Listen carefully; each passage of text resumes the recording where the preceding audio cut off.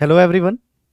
So we have made this video of 500 most important current affairs pointer for UPPCS. As within a month we have this exam of UPPCS और जो portion सबसे ज़्यादा परेशान करता है students को is the current affairs. Every year we get around 25-30 odd questions directly from current affairs. है ना?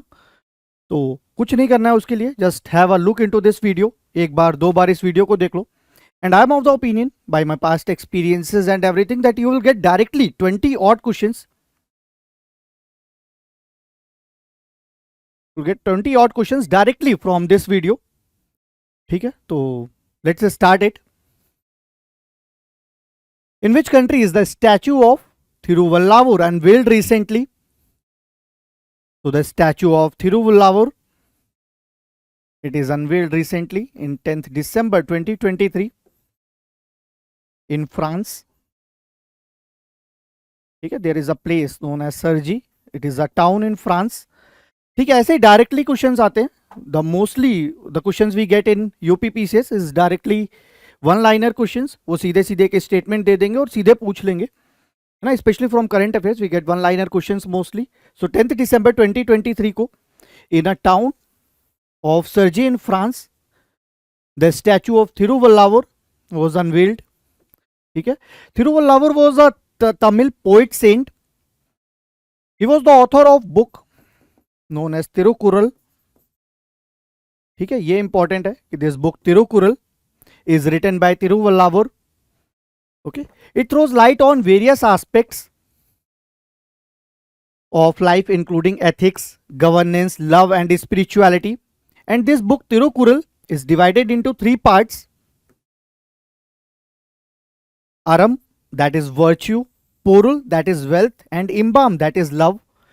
ठीक है, तो Tirukkural was the book written by Thiruvallavur, है ना. He was a poet saint of South India, and this book Tirukkural is divided into three parts: Aram, Porul and Inbam.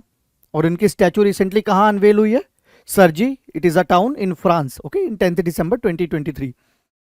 Looking into another, Indian stock market is the fourth largest market globally. ठीक है, तो Indian stock market has actually surpassed Hong Kong से stock market now. पहले Hong Kong की stock market fourth पे थी, now Indian stock market. Stock market की valuation निकालने के लिए we basically combine the total value of listed shares, है ना. तो अगर उसको कंबाइन करते हैं तो Indian stock market has reached $4.33 trillion, जबकि हांगकांग की स्टॉक मार्केट की valuation is $4.29 trillion. Basically three countries हैं जो इंडिया से ज्यादा जिनकी स्टॉक मार्केट बढ़ी है. नंबर 1 पे US which is around $50.86 trillion. Then we have China in second 8.44. Then we have Japan 6.36 और फोर्थ पे इंडिया के स्टॉक मार्केट $4.33 ट्रिलियन. तो ये फिगर भी इंपॉर्टेंट है. 4.33 ट्रिलियन डॉलर्स, है ना. और फोर्थ पोजीशन पे इंडिया की स्टॉक मार्केट, इंडिया का स्टॉक मार्केट पहुंच गया है. This is very important. और अगर फैक्टर्स देखें कि what were the basic factors, तो it is GDP growth, then inflation within a range inflation, political stability and foreign portfolio investment inflow. All these are the factors. Factors are not that important, but what is important is this figure $4.33 trillion. And this position की fourth number पे India के stock market पहुंच गया. पहले पे US, China, then Japan, fourth पे India, fifth is Hong Kong, France and UK. Then recently 7 products को UP में जीआई टैग मिला है. Okay, since we are preparing seeing this for UP PCS, so this is very important here. So what all these are the 7 products जिनको GI tag मिला है. It is Amroha ढोलक. ढोलक is a musical instrument from Amroha, है ना. Category क्या है? Handicraft है. देन वी हैव महोबा का, दिस इज अमरोहा ढोलक, है ना. देन वी हैव महोबा का गौरा पत्थर हस्तशिल्प. तो दिस इज बेसिकली गौरा पत्थर. तो it is the artifacts made out of this stone. Then we have Manipur तरकाशी, अगेन इन हैंडीक्राफ्ट. सांभल का हॉर्न क्राफ्ट, बागपत की होम फर्निशिंग्स, बाराबंकी का handloom product, this is Barabanki handloom product, and Kalpi से handmade paper. All these are into handicraft category. ठीक है, and all from Uttar Pradesh. So 7 products have received GI tag from Uttar प्रदेश.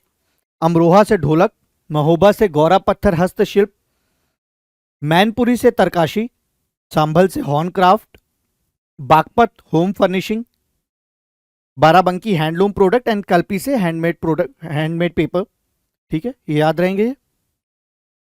अगर GI tag की बात करें तो it is a name or sign used in certain products, ठीक है, that correspond to a specific geographical location or origin. ठीक है, कि किसी स्पेसिफिक ज्योग्राफिकल लोकेशन या ओरिजिन पे जो प्रोडक्ट है उसको देते हैं, तो दैट कि वो उस जगह से असेंबल कर पाए, रिजेंबल कर पाए, है ना. जैसे ढोलक है अमरोहा से, ठीक है. देन गौरा पत्थर हस्तशिल्प है तो महोबा से, कि महोबा में ही इस तरह से बनती है. Okay.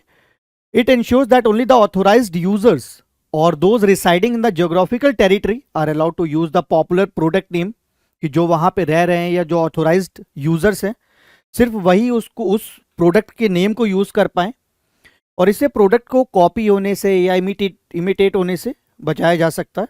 It is valid for around 10 years. This is important here, कि कोई भी जीआई टैग देते हैं तो वो 10 ईयर्स तक वैलिड है. और geographical indication of goods act 1999 is the act which governs it, and it is governed by under the ambit of WTO TRIPS agreement.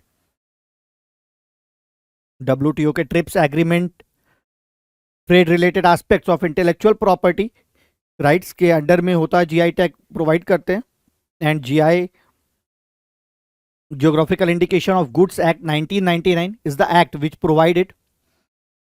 अब interesting fact is that around 84% of total GI tag हम लोगों ने India में जितने भी दिए हैं अभी 600 और समथिंग, तो around 84% are either into handicrafts or into agricultural goods. ठीक है, तो सबसे ज्यादा हैंडीक्राफ्ट्स में प्रोवाइड है around 280. Then we have agricultural goods 182, manufactured goods 45, food stuff 38 and natural 2, है ना. So 84% are under handicraft and agricultural goods. ठीक है, तो ये 7 नाम है. अमरोहा से ढोलक, महोबा से गौरा पत्थर हस्तशिल्प, मैनपुरी से तरकाशी, सांभल से हॉर्न क्राफ्ट, बागपत से होम फर्निशिंग, बाराबंकी से हैंडलूम प्रोडक्ट एंड कल्पी से handmade paper. Okay. Which state has recently been awarded with maximum 18 GI tags in a single day? So it is Uttarakhand.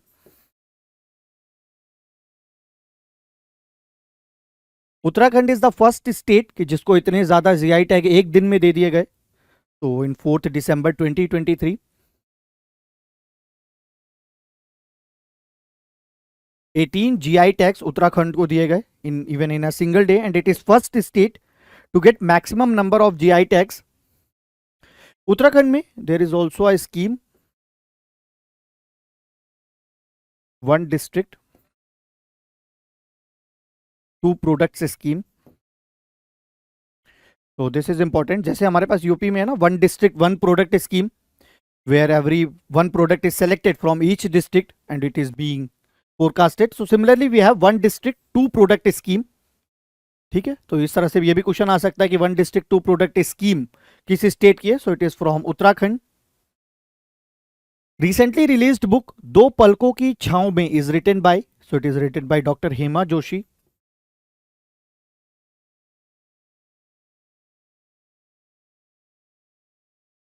Directly इस तरह के क्वेश्चंस आते हैं यूपी पीसीएस में करंट अफेयर्स में, कि बुक का नाम दे देंगे, who is the recent book का नाम दे देंगे, who is the author of this book, है ना, या ये प्लेस कहाँ पे लोकेटेड है, ये स्टैचू कहाँ अनवेल की गई, all these kind of questions.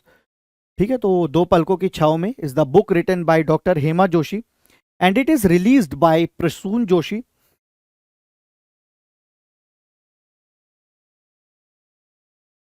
Prasoon Joshi he is also the chief of central board of film certification. Okay, तो दो पलकों की छाव में याद रहेगा. This book is written by doctor Hema Joshi, है ना, and released bye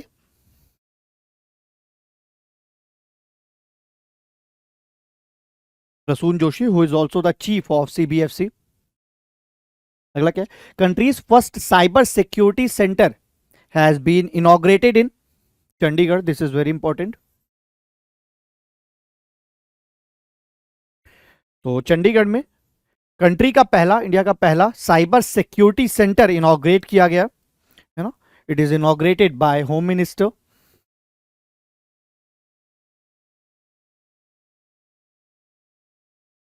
is inaugurated by home minister Amit Shah ji. ठीक है. और दिसंबर 2023 में किया है इसको. It will be connected to all the states. ठीक है.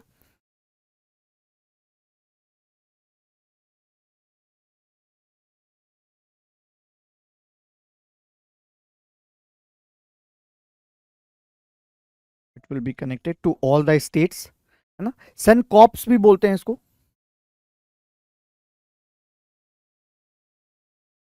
CENCOPS. तो अगर कहीं पे ये दिख जाता है कि सेनको, व्हाट इज सेनकॉप्स, तो sencops is country's first cyber security centre, जिसे चंडीगढ़ में लॉन्च किया गया by home minister. It will be connected to all the states and it will be under DRDO for initial 3 years.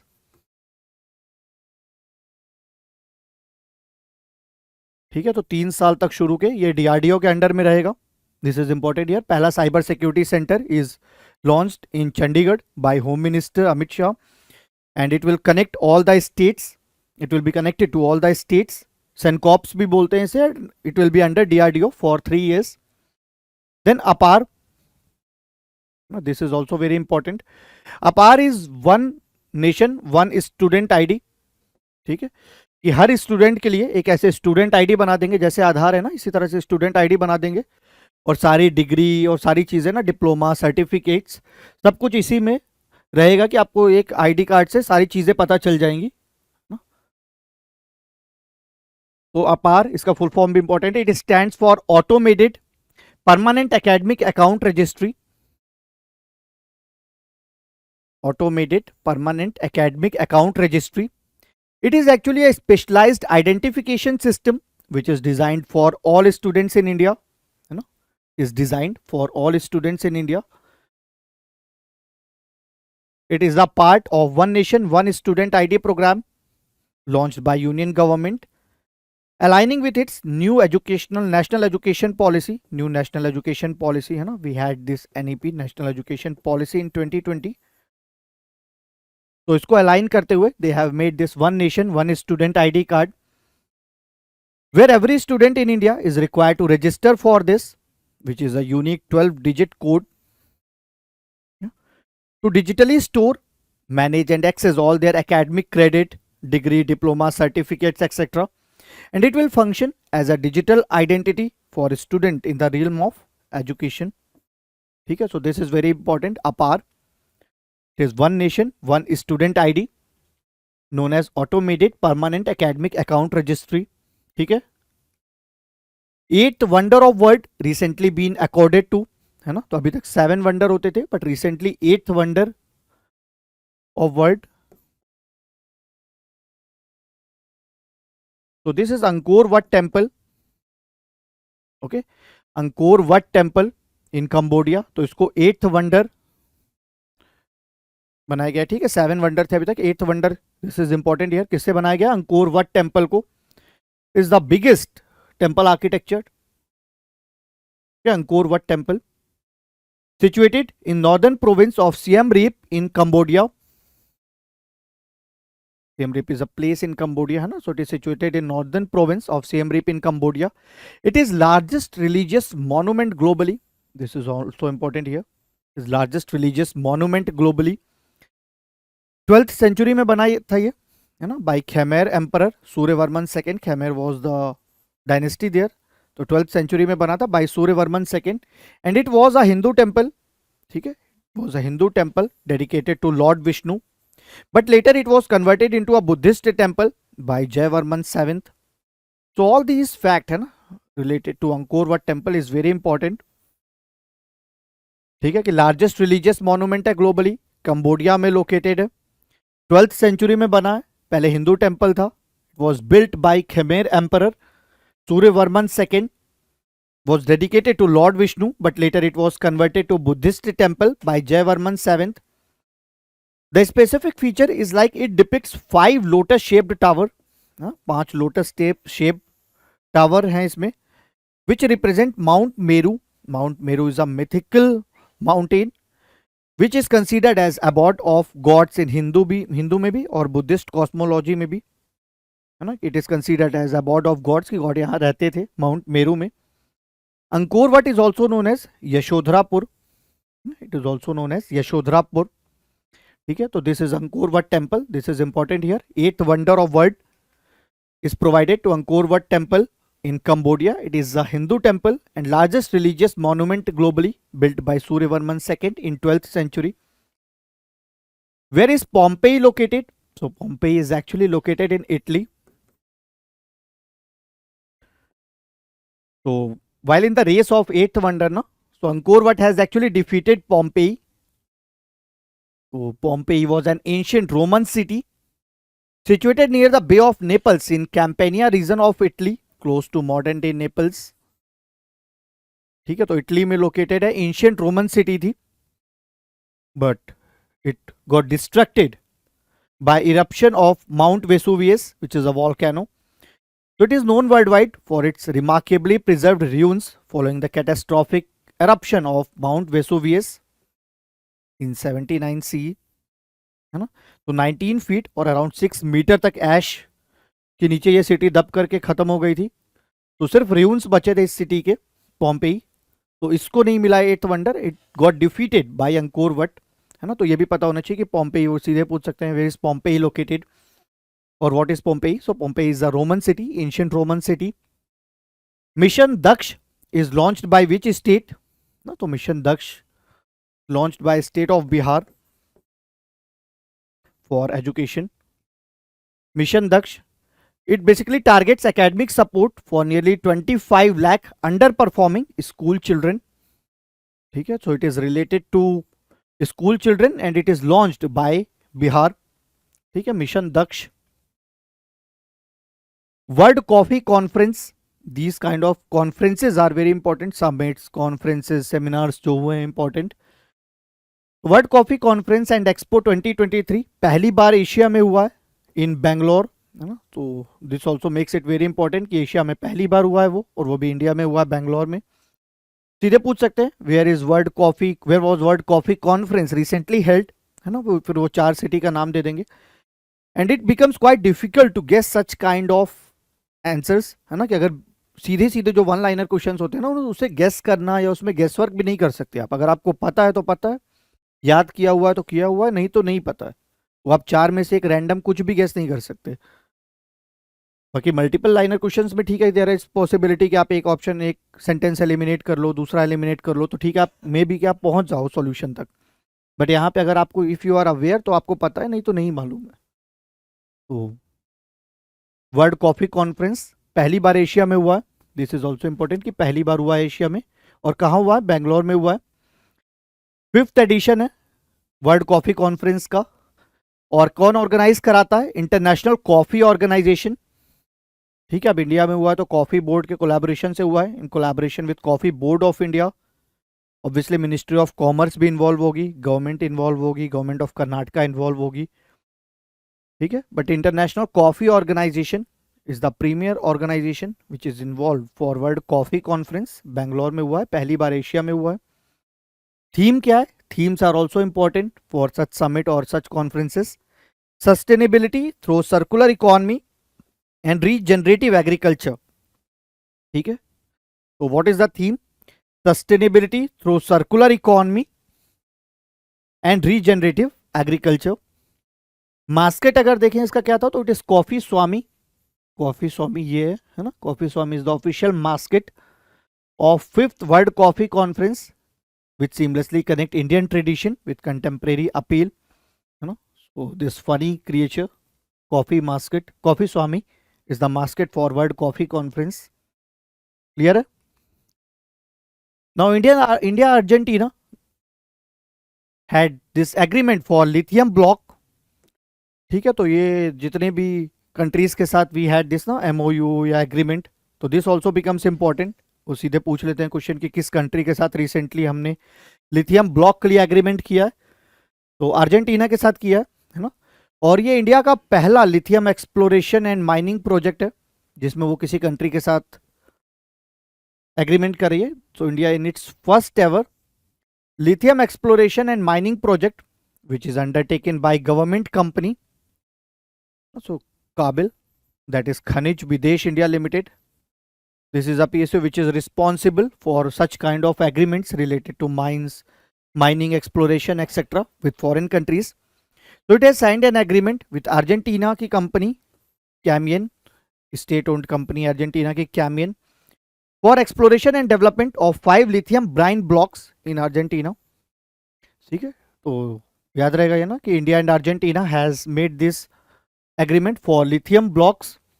ठीक है, it is also known as lithium triangle, ये आप लोगों को होपफुली पता होगा. these three countries, Argentina, Bolivia and Chile, they are considered as part of lithium triangle. तो ये lithium triangle, Argentina, Bolivia and Chile, these three countries which form the lithium triangle. ठीक है, इनके नाम याद रखना. Which is the first country that recently approved Oxford malaria vaccine for children? So it is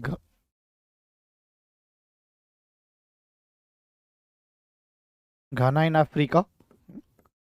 So Ghana in Africa is the country that recently approved first Oxford malaria vaccine. This vaccine is named as R21 or Matrix M. R21 Matrix M. तो suppose अगर ये question आ जाता है कि R21 matrix M recently seen in news is what, so it is Oxford की पहली malaria vaccine which targets Plasmodium sporozoite. It targets Plasmodium sporozoite. ठीक, ऑक्सफोर्ड की पहली मलेरिया वैक्सीन. इसको किसने अप्रूवल दिया है अभी? घाना ने in Africa. R21 matrix M. Typhoon LAN has recently been made landfall in Japan. ठीक है, तो typhoon LAN is the name given by Bangladesh. तो टाइफून लैन किस कंट्री में रिसेंटली आया था? तो it made landfall in Japan in August 15.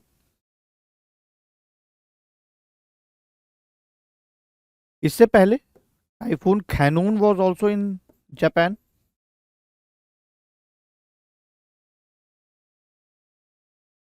ठीक है, इससे पहले typhoon Khanun was also in Japan. ठीक है, August 15 में. याद रहेगा ये टाइफून लैन है ना. इस तरह से भी क्वेश्चन आ जाता है, टाइफून लैन किस कंट्री में रिसेंटली आया है या किस सी में आया है. In which state is vanadium discovered recently? So recently we have reserves. We have find that there are reserves of vanadium in Gujarat. Okay, in Gulf of Khambat.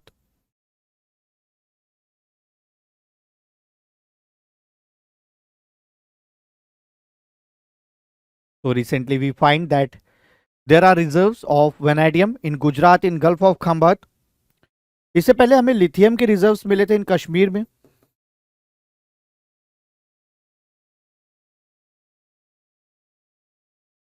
We find Geological Survey of India find that there are reserves of lithium in Kashmir. और अभी vanadium के reserves we find them in Gulf of Khambat. Where is third Indo-Pacific Economic Framework for Prosperity held? So it was held in San Francisco, California.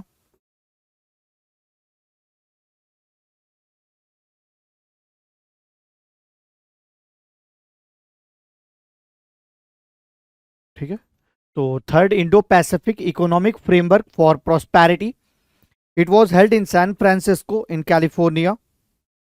When we talk about Indo-Pacific Economic Framework for Prosperity, so it is actually launched by USA in May 2022 at Tokyo.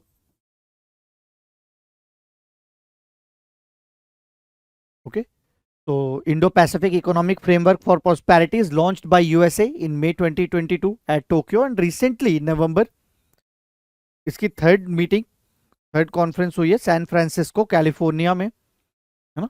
If you talk about Indo Pacific economic framework for prosperity, so it is jointly launched by USA and other partner countries of Indo-Pacific on May 2022 in Tokyo.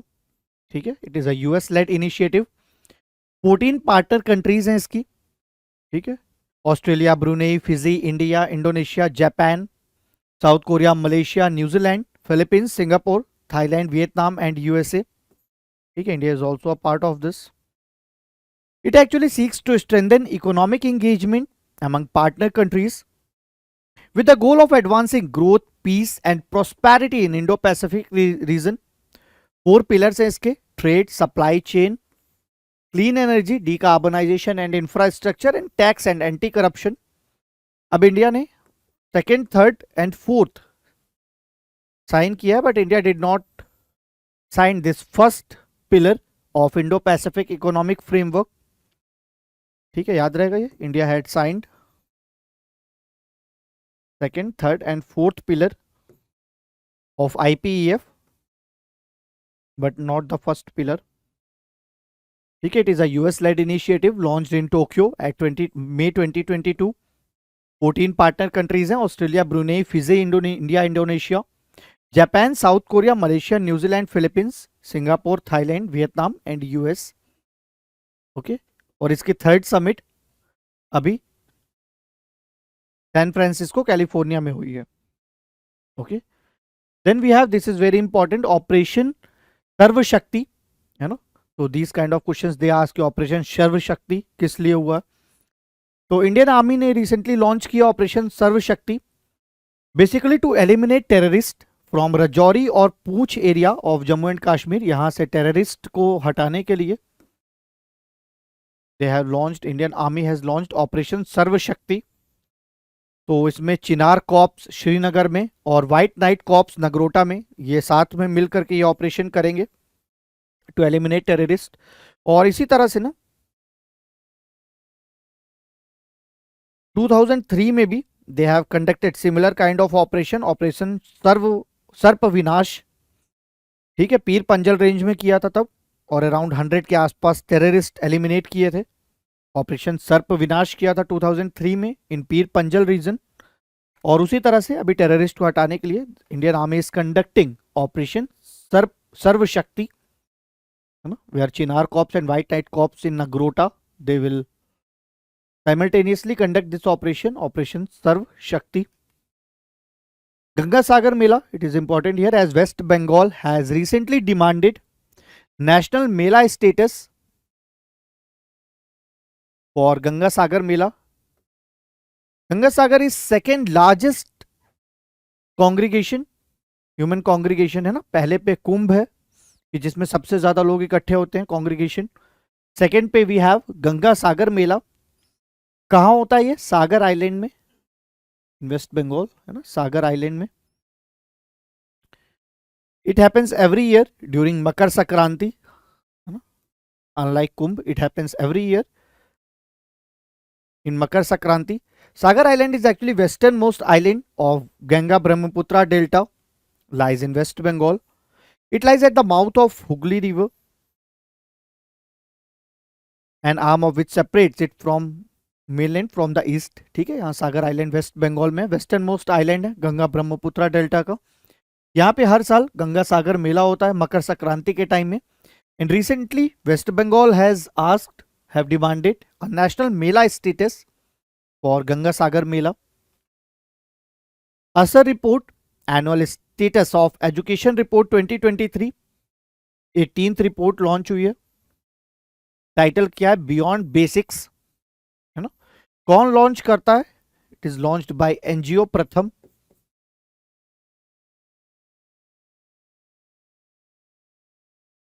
This is important here कि असर report कौन launch करता है, तो it is launched bye NGO प्रथम नाम से एक एनजीओ है.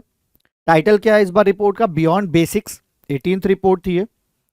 एनुअली लॉन्च होती है, हर साल लॉन्च होती है. And it is a citizen led household survey, है ना. सिटीजन्स से पूछ करके ऐसे सर्वे किया जाता है, सिटीजन से पूछा जाता है घर घर जा करके.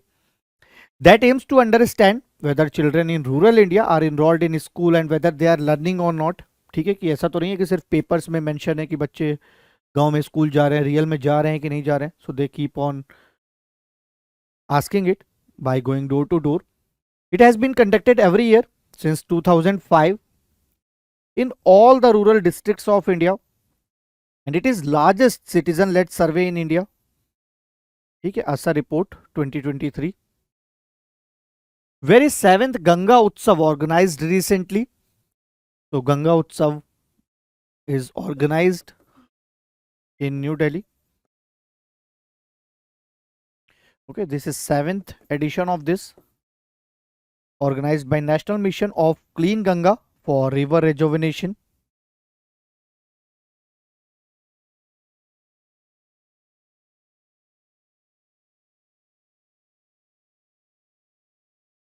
ठीक है, for river rejuvenation. National Mission of Clean Ganga has conducted Ganga Utsav. Seventh edition था इसका, और कहाँ पे ऑर्गेनाइज हुआ? न्यू दिल्ली में ऑर्गेनाइज हुआ. Okay. Which African country has recently announced to leave OPEC? तो इस तरह से क्वेश्चंस भी अक्सर पूछते हैं कि जैसे organisation of petroleum exporting country या कोई भी सपोज ऐसा ग्लोबल ऑर्गेनाइजेशन है, तो अगर उसमें कोई कंट्री ऐड हुई है रिसेंटली या कोई कंट्री उसको छोड़ करके जा रही है, तो दे डायरेक्टली आस्क कि चार ऑप्शन दे देंगे, चार कंट्रीज का नाम और कौन सी कंट्री ने किया. तो इट इज अंगोला.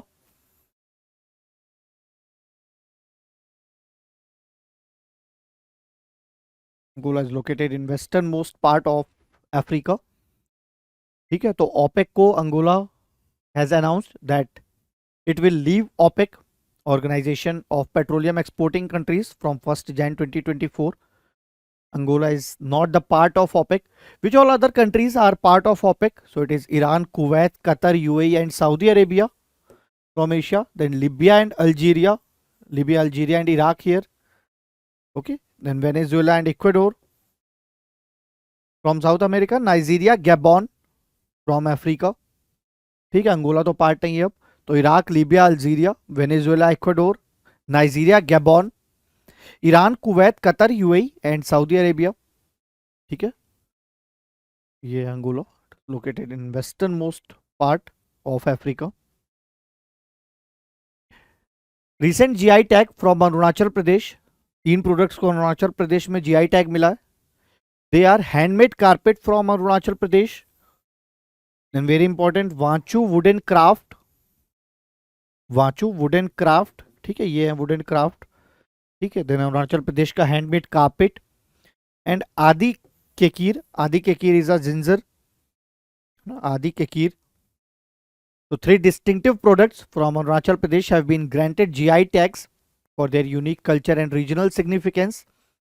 कौन कौन से? Wanchu wooden craft, Adi Kekir which is a ginger and handmade carpet. है ना, तो इस तरह से क्वेश्चन पूछ सकते हैं कि Wanchu wooden craft recently got GI tag is located in which state, is from which state. है ना, या आदि केकीर seen in news is what, और किस स्टेट से बिलोंग है, मतलब किस स्टेट में जीआई टैग मिला है. Another, restrictions on Paytm Payment Bank. Recently, RBI has imposed restrictions on Paytm Payment Banks Limited. है ना, so this move has come after an audit report highlighted persistent non-compliance and supervisory concern in Payments Bank Limited. Paytm is further barred कि आप कोई भी further deposit accept नहीं कर सकते, top up या क्रेडिट ट्रांजैक्शन कुछ भी नहीं कर सकते अपने वॉलेट में फ्रॉम 29 फरवरी 2024. तो RBI has imposed this restrictions on Paytm payment banks limited. In which state राहत वाणी केंद्र was inaugurated for disaster warning. कि किस स्टेट में रिसेंटली राहत वाणी केंद्र स्टैब्लिश किया गया for disaster warning. So it is done in Uttar Pradesh.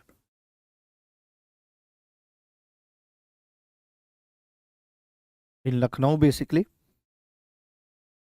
Capital in Lucknow in Uttar Pradesh. Recently राहत वाणी केंद्र इनॉग्रेट किया गया फॉर डिजास्टर वार्निंग. ठीक है, Lucknow Uttar Pradesh. Rahat Vani Kendra is established recently for disaster warning.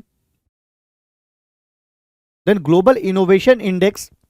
अब इस तरह के इंडेक्स जितने भी है ना, जो इंपॉर्टेंट इंडेक्स हैं, तो एक तो इंडिया की रैंक क्या है, उनमें कौन सी कंट्री की रैंक ऊपर है ना, टॉप पे कौन सी कंट्रीज है, और कौन निकालता है, which is the organization responsible for that report. This is very important. तो ग्लोबल इनोवेशन इंडेक्स 2023 है ना, इट इज रिलीज्ड बाय विपो, world intellectual property organization.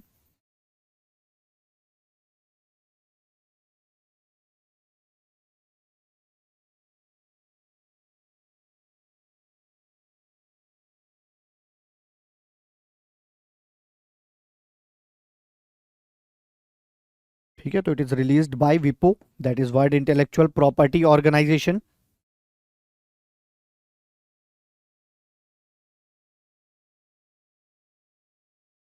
Okay, India की रैंक क्या है? 40th रैंक है इंडिया की आउट ऑफ 132 इकोनॉमीज, है ना। तो इंडिया की रैंक 40th है in global innovation index. Okay, it is published by WIPO, World Intellectual Property Organization. India has been on a rising trajectory over the past several years. As India की जो rank थी, it was in 81 in 2015 and now in 2023 we have 40th rank. तो rank लगातार improve हो रही है। अगर ऊपर देखें तो Switzerland is on the top. Even Switzerland is on the top since 13 years on this index ना, कि 13 साल से स्विट्जरलैंड ही टॉप कर रही है on global innovation index. After this we have Sweden, then US, UK, Singapore, Finland, Netherlands, Germany, Denmark and South Korea. तो what is more important is first पे Switzerland, second पे we have Sweden and third पे US and India in 40th। Okay, cyclone Biparjoy. So cyclone Biparjoy recently originated in Arabian Sea and had made landfall in Jakhau port in Gujarat के Kutch area में, है ना। तो Arabian sea में originate हुआ है cyclone Biparjoy, और रिसेंटली कहाँ पे हुआ है, कहाँ पे फॉल हुआ है? जखाऊ पोर्ट में, गुजरात के कच्छ एरिया में है। ट्रॉपिकल साइक्लोन है, और अगर सैफिर सिम्पसन स्केल देखें कि जो हरिकेन्स वगैरह को ग्रेड देती है on the basis of wind speed, so it is into category 3। okay, cyclone Biparjoy which has recently made landfall, कहाँ पे आया था? अरेबियन सी में आया था और recently made landfall in Jakhau port in Gujarat के कच्छ एरिया में। Which country has recently withdrawn from China's belt and road initiative? तो चाइना का जो BRI है, बेल्ट एंड रोड इनिशिएटिव, इससे Italy has recently withdrawn from it. Italy said that she will not be any more part of China's belt and road initiative.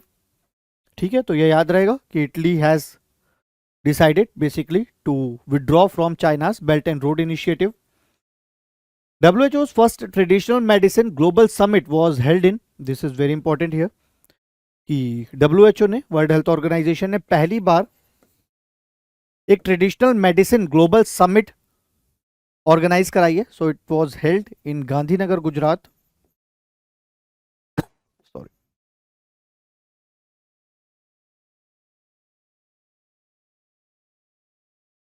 even it was recently asked in a exam of CSIR also, he told me। तो these kind of questions are very important कि अगर कोई India में summit हो रही है, कोई वो हो रही है, और अगर पहली बार हो रही है, suppose such kind of summits की ट्रेडिशनल मेडिसिन ग्लोबल समिट पहली बार हो रही है, and it was held in Gandhinagar Gujarat 17th-18th अगस्त 2023 को। ठीक है, ministry of Ayush and WHO collaborated. Theme क्या था? हेल्थ फॉर ऑल, है ना। Collaboration of ministry of Ayush with WHO and adherence to the traditional medicine strategic guide the efforts for a healthier world। okay, so Ministry of Ayush in collaboration with WHO has organized this first traditional medicine global summit। कहाँ पे? गांधीनगर गुजरात में। Gujarat declaration was the outcome of this। अब ये भी कभी पूछ सकते हैं कि Gujarat declaration was the outcome of which summit? it was the outcome of first traditional medicine summit, है ना, first traditional medicine global summit, जिसमें कुछ नहीं, बस यही सब बोला है कि ट्रेडिशनल मेडिसिन को कैसे बढ़ावा देंगे, how to provide impetus to traditional medicine and to establish it as a mode of therapeutic. ठीक है, थीम क्या है? Towards health and well being for all. Theme is also important, towards health and well being for all. Lata Mangeshkar award 2023। So this kind of awards are also important. सीधे question आता है, every year we get 3-4 questions from awards also, books awards. तो Lata Mangeshkar award, actually it is given by Maharashtra government।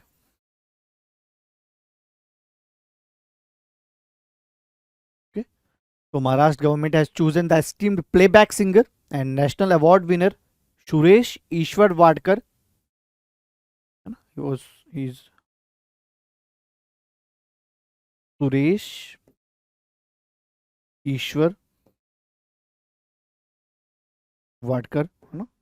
तो सुरेश वाडकर को लत गंगा सम्राज्ञी Lata Mangeshkar award 2023 दिया गया सुरेश वाडकर को। Okay, it is given by Maharashtra government. Which scheme focuses on conservation of existing Ramsar sites? So it here asks that Amrit Dharohar scheme.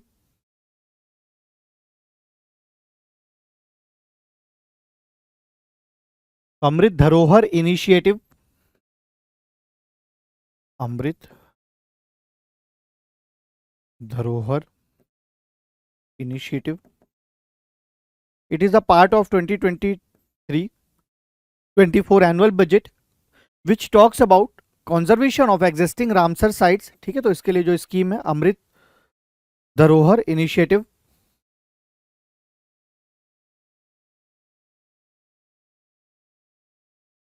Then third edition of Khelo India University Games concluded in, so recently we had third edition in 2023 of Khelo India University Game, तो ये conclude हुआ है ITBHU Banaras में, ITBHU में, okay, in Banaras.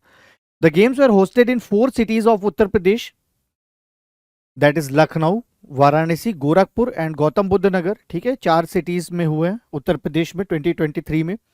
अगला addition 4th addition होगा गुवाहाटी में। ठीक है, इसमें शूटिंग कंपटीशन लेकिन दिल्ली में हुआ था ना, और बाकी सारे उत्तर प्रदेश में हुए थे।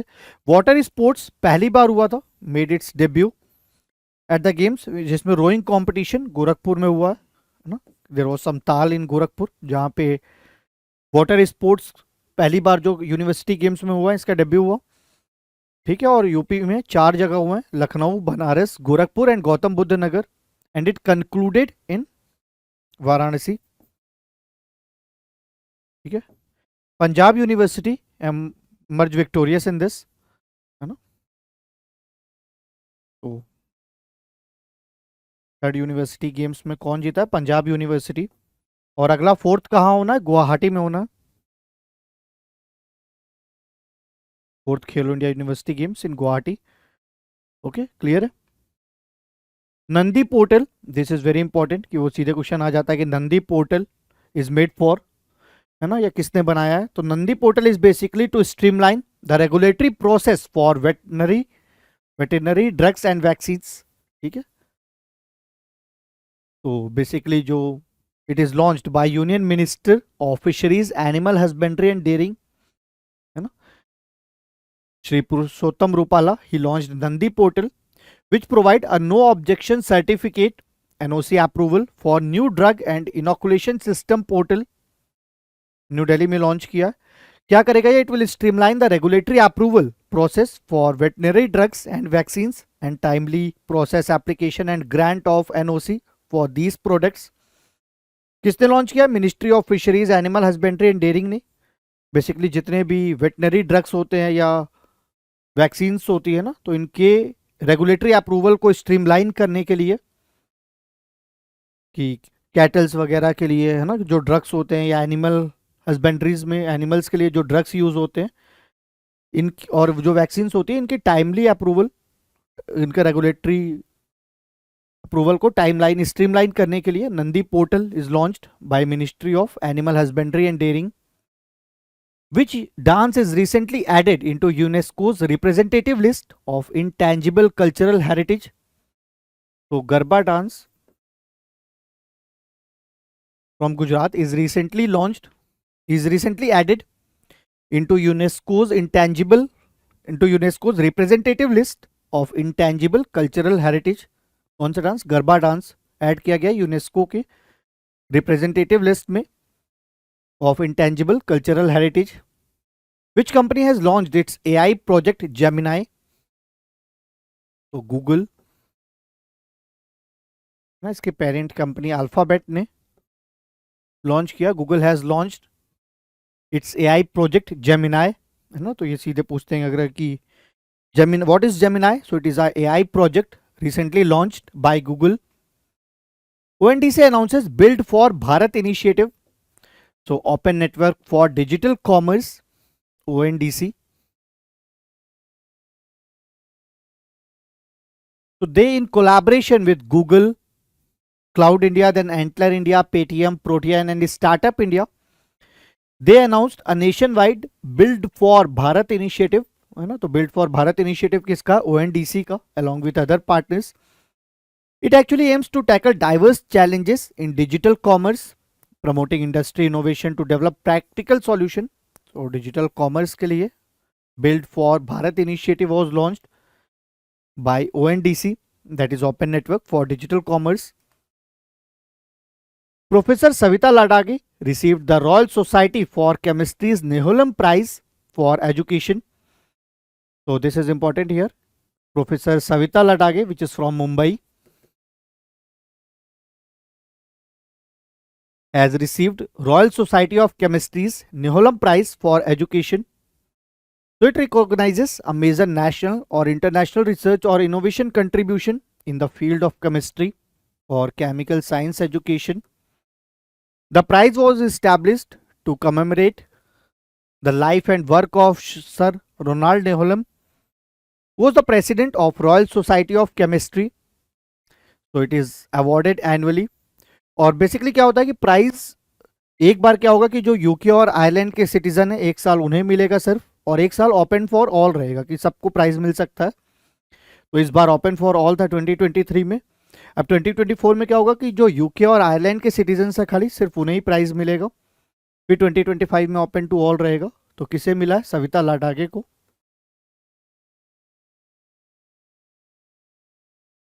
Professor Savita Ladage from Mumbai. तो ये नाम जरूरी होते हैं, नाम याद करने ज़रूरी है फॉर जितने भी अवार्ड्स मिले हैं या जिसने भी जो बुक्स लिखी है. The award money something 5,000 pound sterling, कि अराउंड 5.5 लाख रुपए का प्राइज मनी होता है. 5,000 sterlings in Nyholm prize. It is provided for chemical science education and awarded by Royal Society of Chemistry, Neholm Prize. First Hindu women to contest election in Pakistan. So she was Dr. Savira Prakash. Dr. Savira Prakash has contested. She was the first Hindu woman जिसने पाकिस्तान में election contest किया था. दो she lost, she only got around 1700 votes and lost also. But she was the first Hindu woman who has contested election in Pakistan, Dr. Savira Prakash. Infosys has appointed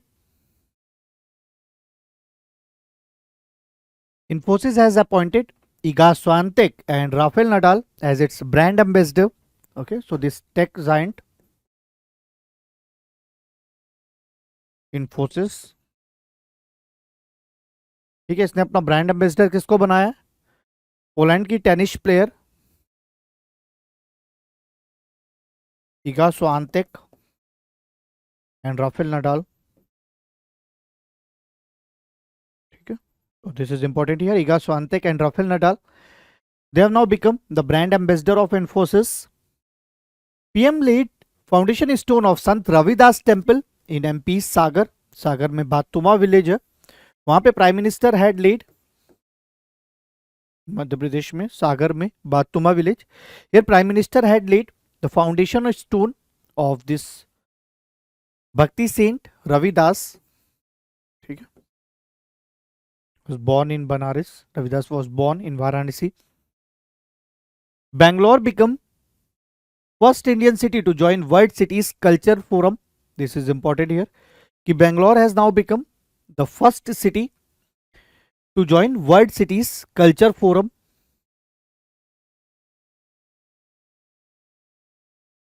Okay, Bangalore में हम लोगों ने वो भी देखा था ना, world coffee conference हुई है पहली बार एशिया की. तो world cities culture forum was founded in 2012 by Justine Simons, who was London's deputy mayor. ठीक है, इन्होंने फॉर्म किया था world cities culture forum. It is actually a global network of cities that share research and intelligence and explore role of culture in future prosperity.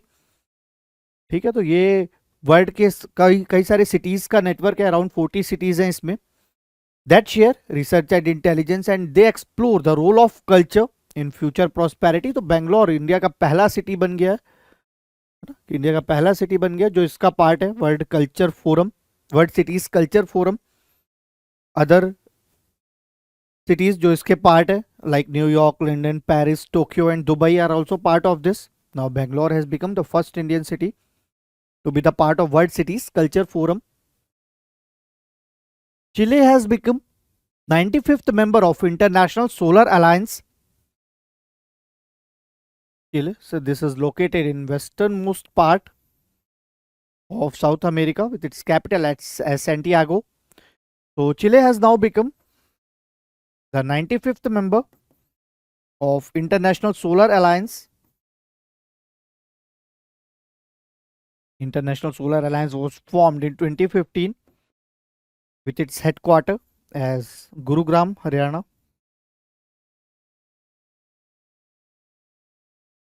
Okay, so Chile has become the 95th member of International Solar Alliance.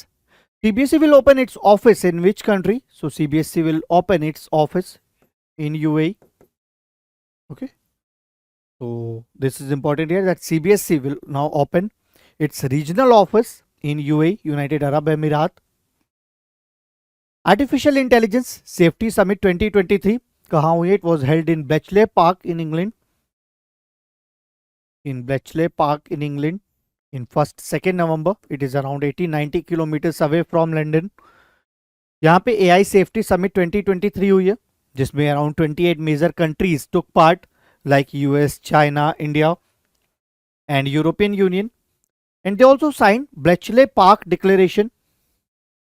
This is very important here क्योंकि ये पहला artificial intelligence safety summit का declaration है। Bletchley Park declaration first ever AI safety summit का declaration है ना। तो suppose अगर ऐसा क्वेश्चन आता है कि Bletchley Park declaration is related to what, so it is related to artificial intelligence. This declaration seeks to create a collective understanding and coordinated approach to address the potential risk and benefits of advanced artificial intelligence system also known as frontier AI। ठीक है, तो ये declaration it seeks to create a collective understanding and coordinated approach basically to address the potential risk which are associated with artificial intelligence. ठीक है, कहाँ ये summit हुई है?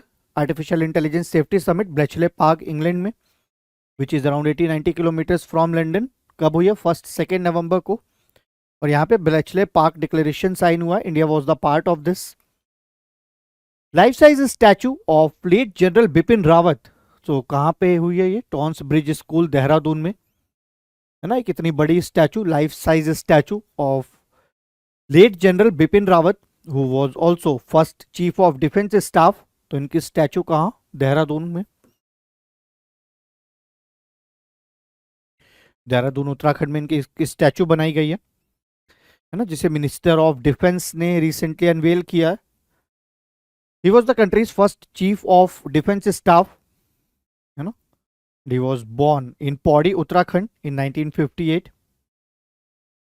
उत्तर प्रदेश का पहला sheep goat rearing training centre कहाँ स्टैब्लिश हुआ? इटावा में। ठीक है, इन इटावा में भेड़ व बकरी प्रशिक्षण केंद्र। उत्तर प्रदेश का पहला शिप गोट रियरिंग सेंटर कहाँ स्टैब्लिश हुआ? इटावा में। Global river cities alliance, this is important कि ग्लोबल रिवर सिटीज अलायंस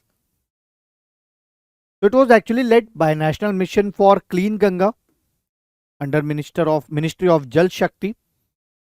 तो गवर्नमेंट ने, इंडिया ने रिसेंटली लॉन्च किया इसे। कहाँ पे लॉन्च किया? UNFCCC की COP28 में, दुबई में। तो COP28 of United nation framework convention for climate change UNFCCC कहाँ हुई है? दुबई में हुई है, UAE में, है ना। और यहाँ पे इंडिया ने लॉन्च किया है global river cities alliance, NMCG, national mission for clean Ganga ने लॉन्च किया। It is in line with river cities alliance what we had in India. हमारे पास रिवर सिटीज अलायंस पहले से रन कर रहा है, उसी की डायरेक्शन में we had launched global river cities alliance कहाँ पे लॉन्च किया? COP28 में, दुबई यूएई में. It is a unique alliance covering around 275 odd global river cities in 11 countries. इसके साथ साथ we had international funding agencies in this knowledge management partner. और ये वर्ल्ड में पहली बार इस तरह का कोई अलायंस बना है, global river cities alliance. It was India lead initiative. These are like countries: Egypt, Netherlands, Denmark, Japan, India, Israel, US.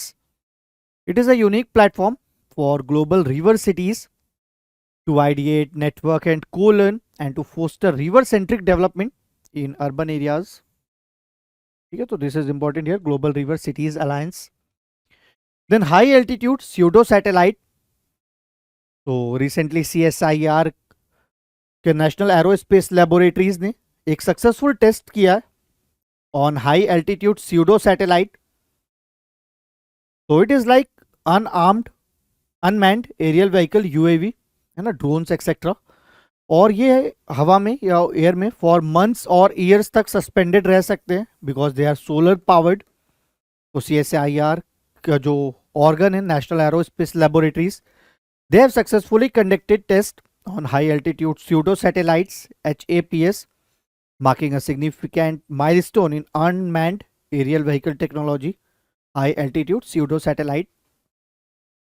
Then recently 200th birth anniversary of Swami Dayanand Saraswati was celebrated. The Prime Minister of India addressed a program on 200th birth anniversary of Swami Dayanand Saraswati, whose real name was Mool Shankar Tiwari, was born with the name of Mool Shankar Tiwari on 12th February 1824 in Tankara, Gujarat. ठीक है. और अगर हम देखें कि पहला Arya Samaj unit कहाँ बना था, तो it was formed in Mumbai in 7th अप्रैल 1875. और उसके बाद में हेडक्वार्टर जो आर्य समाज का था, it was established at Lahore. Swami Dayanand Saraswati है ना, ही फाउंडेड आर्य समाज इन 1875, पहले मुंबई में, but later it was transferred to Lahore. और जो DAV स्कूल्स हमें देखते हैं ना, Dayanand Anglo Vedic schools, they came into existence in 1886 by Swami Dayanand Saraswati itself to realize his vision. He stressed on one God and rejected idol worship. He gave the slogan, "Go back to Vedas."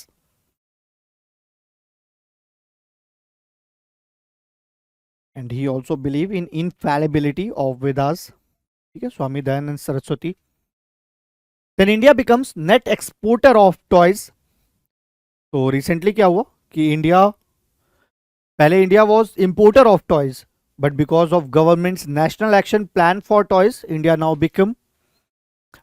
Now achieved a remarkable growth in toys industry, जिसमें India का export ना around 239%. This is a huge number. इतना ज्यादा surge हो गया between 2014-15 से 2022-23 तक. और इंडिया अब टॉय का नेट एक्सपोर्टर बन गया है. So it is all because of National Action Plan for Toys, which is a comprehensive plan launched by Government of India in 2020 to promote Indian toy industry, including traditional handicraft, handmade toys, with the objective of realizing India as a global toy hub. So now India has become a net exporter of toys. Tip bar typhoid vaccine. So this is important here. Tip bar. They can ask what is tip bar. So it is a conjugate typhoid vaccine which is launched by Bharat Biotech. तो Bharat biotech ने एक tip बार vaccine launch की है. उसका recently phase 3 trial Malawi Africa में हुआ है ना. Malawi is in Africa. तो वहां पे थर्ड फेज 3 ट्रायल हुआ है टिप बार टाइफॉइड वैक्सीन का, because typhoid fever is endemic to Malawi. और इसमें ये वैक्सीन के अच्छे लॉन्ग टर्म एफिकेसीज सामने आए, मतलब वैक्सीन अच्छा कर रही है. तो this typhoid conjugate vaccine is actually the vaccine की जिसमें एक वीक एंटीजन और एक स्ट्रॉन्ग एंटीजन मिलकर के वैक्सीन बनाते हैं. तो दिस कंजुगेट वैक्सीन, टाइफॉइड की conjugate vaccine tip bar, is made by Bharat Biotech. The efficacy of the vaccine was seen in children of all age group studied, and it is world's first clinically proven conjugate typhoid vaccine. Typhoid के लिए clinically proven पहली vaccine है India world की. known as tip bar, TYP BAR. Jasprit Bumrah tops ICC men's test bowling ranking. These kind of questions related to sports are also very important when we talk about state PCS, UP PCS generally. So this fast bowler Jasprit Bumrah, he became first Indian pacer, India के पहले pacer हैं ये, to top this ICC men test bowling ranking में, ठीक है, after his good performance in Visakhapatnam test against England.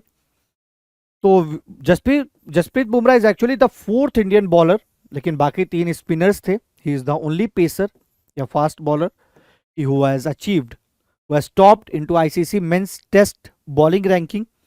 बाकी तीन Indians कौन कौन थे? Bishan Singh Bedi was one, then Ravindra Jadeja and R Ashwin. All of them are दो स्पिनर्स, ठीक है. और अगर हम बैट्समैन की बात करें so is Kane Williamson from New Zealand, जो बैटिंग में टॉप करते हैं. Kane Williamson from New Zealand. Looking into another, Subika painting.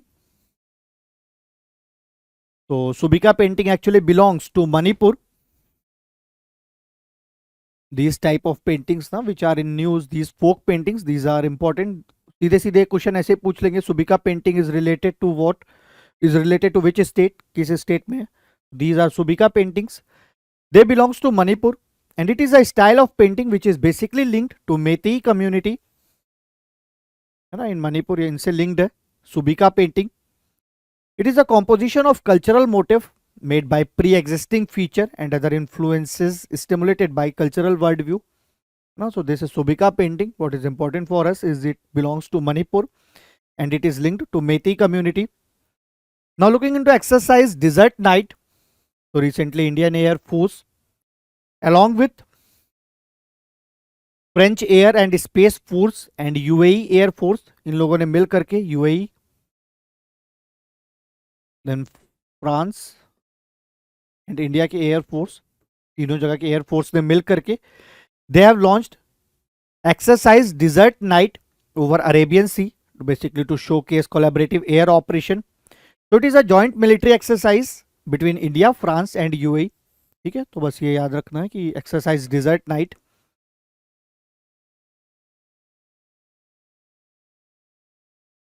Is a joint military exercise between India, France and UAE. और रिसेंटली कहाँ हुआ है? ओवर अरेबियन सी में they have conducted this exercise desert night. अगला exercise Khanjar. तो 11th edition of India Kyrgyzstan joint special forces exercise, है ना. तो इंडिया किर्गिस्तान के बीच में जॉइंट स्पेशल फोर्सेज एक्सरसाइज जिसका नाम है एक्सरसाइज खंजर, ये रिसेंटली कंडक्ट हुई है इन बकलो, हिमाचल प्रदेश, ठीक है. तो क्या इंपॉर्टेंट है कि इंडिया किर्गिस्तान के बीच में डायरेक्ट क्वेश्चन आ सकता है ना कि एक्सरसाइज खंजर किसके किसके बीच में, किस किस कंट्री के स्पेशल फोर्सेस कंडक्ट करती है. तो इंडिया किर्गिस्तान के, और कहाँ पे हुआ है रिसेंटली? बकलो, हिमाचल प्रदेश में ये एक्सरसाइज हुई है, ठीक है. एक्सरसाइज खंजर between India and Kyrgyzstan. Aditya L1 deployment of magnetometer boom. तो रिसेंटली आदित्य एल1 जो इंडिया का वेंचर है टू स्टडी सन, है ना, कि लैग्रेंजे L1 पॉइंट पे जिसे प्लेस किया गया है, Aditya L1 mission, this is important. तो इसने अभी क्या किया? It marked a crucial milestone with successful deployment of 6 magnetometer boom. तो इसने बेसिकली 6 मैग्नेटोमीटर बूम, जो एक डिवाइस होती है मैग्नेटोस्फीयर को स्टडी करने के लिए, इसको डिप्लॉय किया after around 130 odd days of its launch. Aditya L1 इसने मैग्नेटोमीटर बूम को डिप्लॉय किया है इन L1 पॉइंट, लैग्रेंजे 1 पॉइंट में, ठीक है, to basically study magnetosphere. It is design to study the low in space, low intensity interplanetary magnetic field in space, magnetic field को study करने के लिए. और आदित्य L1 कहाँ प्लेस्ड है? It is placed at Lagrange point which is aims to observe the sun's radiation, particles and magnetic field in multiple wavelength, marking a significant step in solar research. तो Aditya L1 का aim क्या है? It is aim to observe sun के radiation particles को, magnetic fields को in multiple wavelength, ठीक है. तो दिस इज आदित्य L1 ने रिसेंटली 6 मैग्नेटोमीटर बूम को डिप्लॉय किया है L1 पॉइंट में. Green industrialisation initiative. तो अफ्रीका का है ये। African leaders has recently launched green industrialisation initiative. कहाँ पे लॉन्च किया इन्होंने? COP 28 दुबई में। एम क्या है? To accelerate green growth in African industries and attract finance and investment. तो ग्रीन इंडस्ट्रियलाइजेशन इनिशिएटिव किसका? Green industrialisation initiative, direct question आएगा, तो इट इज ऑफ अफ्रीका। और कब लॉन्च हुआ है, कहाँ लॉन्च हुआ है? इन COP 28 दुबई में। इस्थमस ऑफ करा प्रोजेक्ट, तो this is important one where Thailand is planning. ठीक है, कौन प्लान कर रहा है? थाईलैंड प्लान कर रहा है to build a 90 kilometre land road bridge. Land bridge है ना, road and rail link in Kra isthmus. तो करा इस्थमस यहाँ पे है। Here strait of Malacca, here we have gulf of Thailand, this is Malaysia, here this is Thailand. तो Thailand यहाँ पे plan कर रहा है to build a 90 kilometre land bridge in Kra isthmus. क्या क्या कनेक्ट करेगी ये? अंडमान सी को गल्फ ऑफ थाईलैंड से कनेक्ट करेगी। Will connect Andaman sea where here in gulf of Thailand. ठीक है, करा इस्थमस कौन प्लान कर रहा है? थाईलैंड, याद रखना, Kra isthmus is plan by Thailand. Special category status to Bihar. तो बिहार कैबिनेट ने रिसेंटली एक रिजोल्यूशन पास किया है which seeks to grant special category status to Bihar. So they can ask which state has recently demanded or which state's cabinet has recently passed a resolution कि special category status की demand के लिए। तो this is Bihar. Okay, special category status states के लिए classification है। ऐसे states जो स्पेसिफिक चैलेंजेस फेस करते हैं, जैसे डिफिकल्ट टेरेन हो गई है ना, कि कोई ऐसे डिफिकल्ट जगह पे स्टेट बेस्ड है, या सोशियो इकोनॉमिक इश्यूज अगर स्टेट्स के साथ हैं, तो अगर ऐसी दिक्कतें हैं तो स्टेट्स डिमांड करते हैं स्पेशल कैटेगरी स्टेटस का। कब इंट्रोड्यूस हुआ था ये? 1969 में, on the basis of 5th finance commission के रिकमेंडेशन में।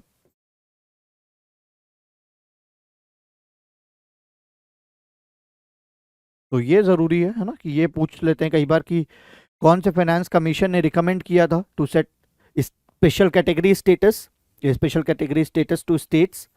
तो 5th फाइनेंस कमीशन ने 1969 में।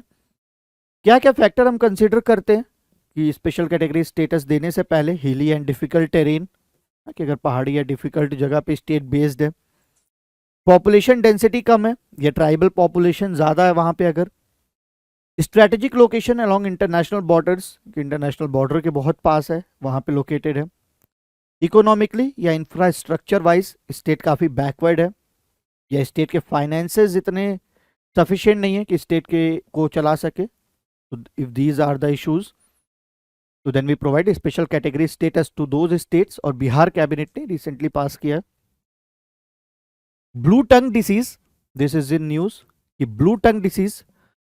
तो blue tongue disease basically ruminants में होती है ना, ग्रेजिंग हर्बीवोरस। बेसिकली कैटल हो गई, शिप्स हो गई, गोट हो गई, तो इनमें होती है। चाइना ने रिसेंटली बैन किया है direct and indirect import of ruminants और उसके प्रोडक्ट्स फ्रॉम इराक, है ना, due to outbreak of blue tongue disease in Iraq. Iraq में ब्लू टंग डिसीज जानवरों में हो रही थी बहुत ज़्यादा, इसलिए चाइना ने बेसिकली इराक से जितने भी ऐसी प्रोडक्ट्स थे, रूमिनेंट्स थे या उनके उससे रिलेटेड प्रोडक्ट्स थे, वो बैन किया है। Blue tongue disease non contagious है, ये याद रखना कि अगर ऑप्शन में ना वो पूछते समय बोल देंगे कि blue tongue disease is a contagious disease, तो इसीलिए इट इज़ एडवाइजेबल कि क्वेश्चन को बहुत ध्यान से पढ़ना। कई बार ये छोटी छोटी मिस्टेक हमें ब्लू टंग डिसीज पता भी है, और अगर वो स्टेटमेंट में नॉन कंटेजियस लिख दिया तो हम गलत कर देंगे, हमें लगेगा हम उसको ध्यान ही नहीं दे पाएंगे। तो ऑलवेज ऑब्जर्व कि ये जो स्पेसिफिक फैक्ट्स है ना, इनको वैसे ही अलग से अंडरलाइन कर लिया करो। It is a non contagious ना, कि वो ऐसे संक्रमण नहीं होता उनका, वो फैलती नहीं है एक दूसरे से। Viral disease, not bacterial, rather viral, कि वायरस से होती है। Viral disease affecting domestic and wild ruminants, primarily किसको अफेक्ट करती है? Sheep, cattle, goats, buffalo, antelope, deer etcetera. Humans को इन्फेक्ट नहीं करती है। And it is transmitted by insects, है ना, particularly biting of midges of culicoides species. It is a type of insect, है ना, तो ऐसे ट्रांसमिट होती है। वायरल डिसीज है, नॉन कंटेजियस है। चाइना ने रिसेंटली बैन किए हैं प्रोडक्ट्स इराक से because of outbreak of blue tongue disease और ह्यूमिनेंट्स में होती है। RISE accelerator programme, this is important here, India Australia ने रिसेंटली साइन किया। तो RISE is rapid innovation and startup expansion. इस तरह से जितने गवर्नमेंट के की प्रोग्राम्स है ना, तो इनके फुल फॉर्म भी पता होने चाहिए। जब हम लोग राइज राइज हमेशा पढ़ते हैं, नोट्स बनाते हैं राइज के हिसाब से ही, बट वो फुल फॉर्म नहीं पता होता है, तो कई बार डायरेक्टली फुल फॉर्म पूछ लेता है। तो क्या है? Rapid innovation and startup expansion. RISE rapid innovation and startup expansion, याद रहेगा ये, rapid innovation and startup expansion. Accelerator programme, तो नीति आयोग का जो अटल इनोवेशन मिशन है, इसने रिसेंटली लॉन्च किया accelerator programme called rapid innovation and startup expansion. किसके साथ कोलैबोरेट किया? ऑस्ट्रेलिया के सिसरो के साथ। सिसरो इज ऑस्ट्रेलिया की नेशनल साइंस एजेंसी, CSIRO। तो इंडिया ऑस्ट्रेलिया ने बेसिकली रिसेंट कोलैबोरेट किया। एम क्या है? To support startups, okay, startups को सपोर्ट करना and small to mid sized enterprises जो हैं, SMEs, तो जो सर्कुलर इकोनॉमी टेक्नोलॉजीज पे वर्क करें, जो बेसिकली रिन्यूएबल, इस तरह की जो इकोनॉमिक टेक्नोलॉजीज या सॉल्यूशंस पे वर्क कर रही हैं, इसको टारगेट करेंगे, इनको सपोर्ट करेंगे। राइज है ना, रैपिड इनोवेशन स्टार्टअप एक्सपेंशन। कौन कौन है? इंडिया और Australia. State educational achievement survey, yes. तो स्टेट एजुकेशनल अचीवमेंट सर्वे कौन निकालता है? It is conducted by PARAKH. PARAKH is an organisation under NCERT। क्या करते हैं? To assess the base line learning competencies of students at the end of each educational stage, कि जब भी कोई भी एजुकेशनल स्टेज खत्म होता है, जैसे फाउंडेशनल, प्रिपरेटरी, मिडिल, है ना, तो उस समय वो स्टूडेंट की कॉम्पिटेंसीज को असेस करते हैं, बेसिकली लैंग्वेज या मैथमेटिक्स को टारगेट करके, है ना, कि बच्चा सही में सीख रहा है चीज़ें, सही में उसे अच्छी एजुकेशन दी जा रही है कि नहीं। What is more important here? State educational achievement survey कौन कंडक्ट कराता है? It is conducted by PARAKH. PARAKH is an organisation under NCERT।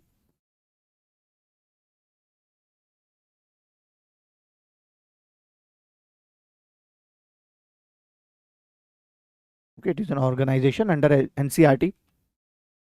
Altera fund, Altera fund is important, कि वो सीधे पूछ लेंगे कि किस कंट्री ने अल्टेरा फंड रिसेंटली लॉन्च किया है ना, या क्या फोकस अल्टेरा फंड का। Altera fund often seen in news is related to what, इस तरह से समथिंग। तो अल्टेरा फंड COP28 में UAE में लॉन्च हुआ है अभी, ठीक है। किसने अनाउंस किया? UAE ने ये अनाउंस किया है, तो UAE का ही है ये। UAE announced a new $30 billion fund, ये फिगर भी याद रखना, $30 बिलियन फंड है ये, called Altera. Privately managed form है, फंड है, ठीक है, कि this will be privately managed and it focus on climate investment in emerging markets and developing economies, ठीक है। तो किसने लॉन्च किया? पहले तो UAE ने लॉन्च किया। कितना है? $30 बिलियन, ठीक है, प्राइवेटली मैनेज्ड है।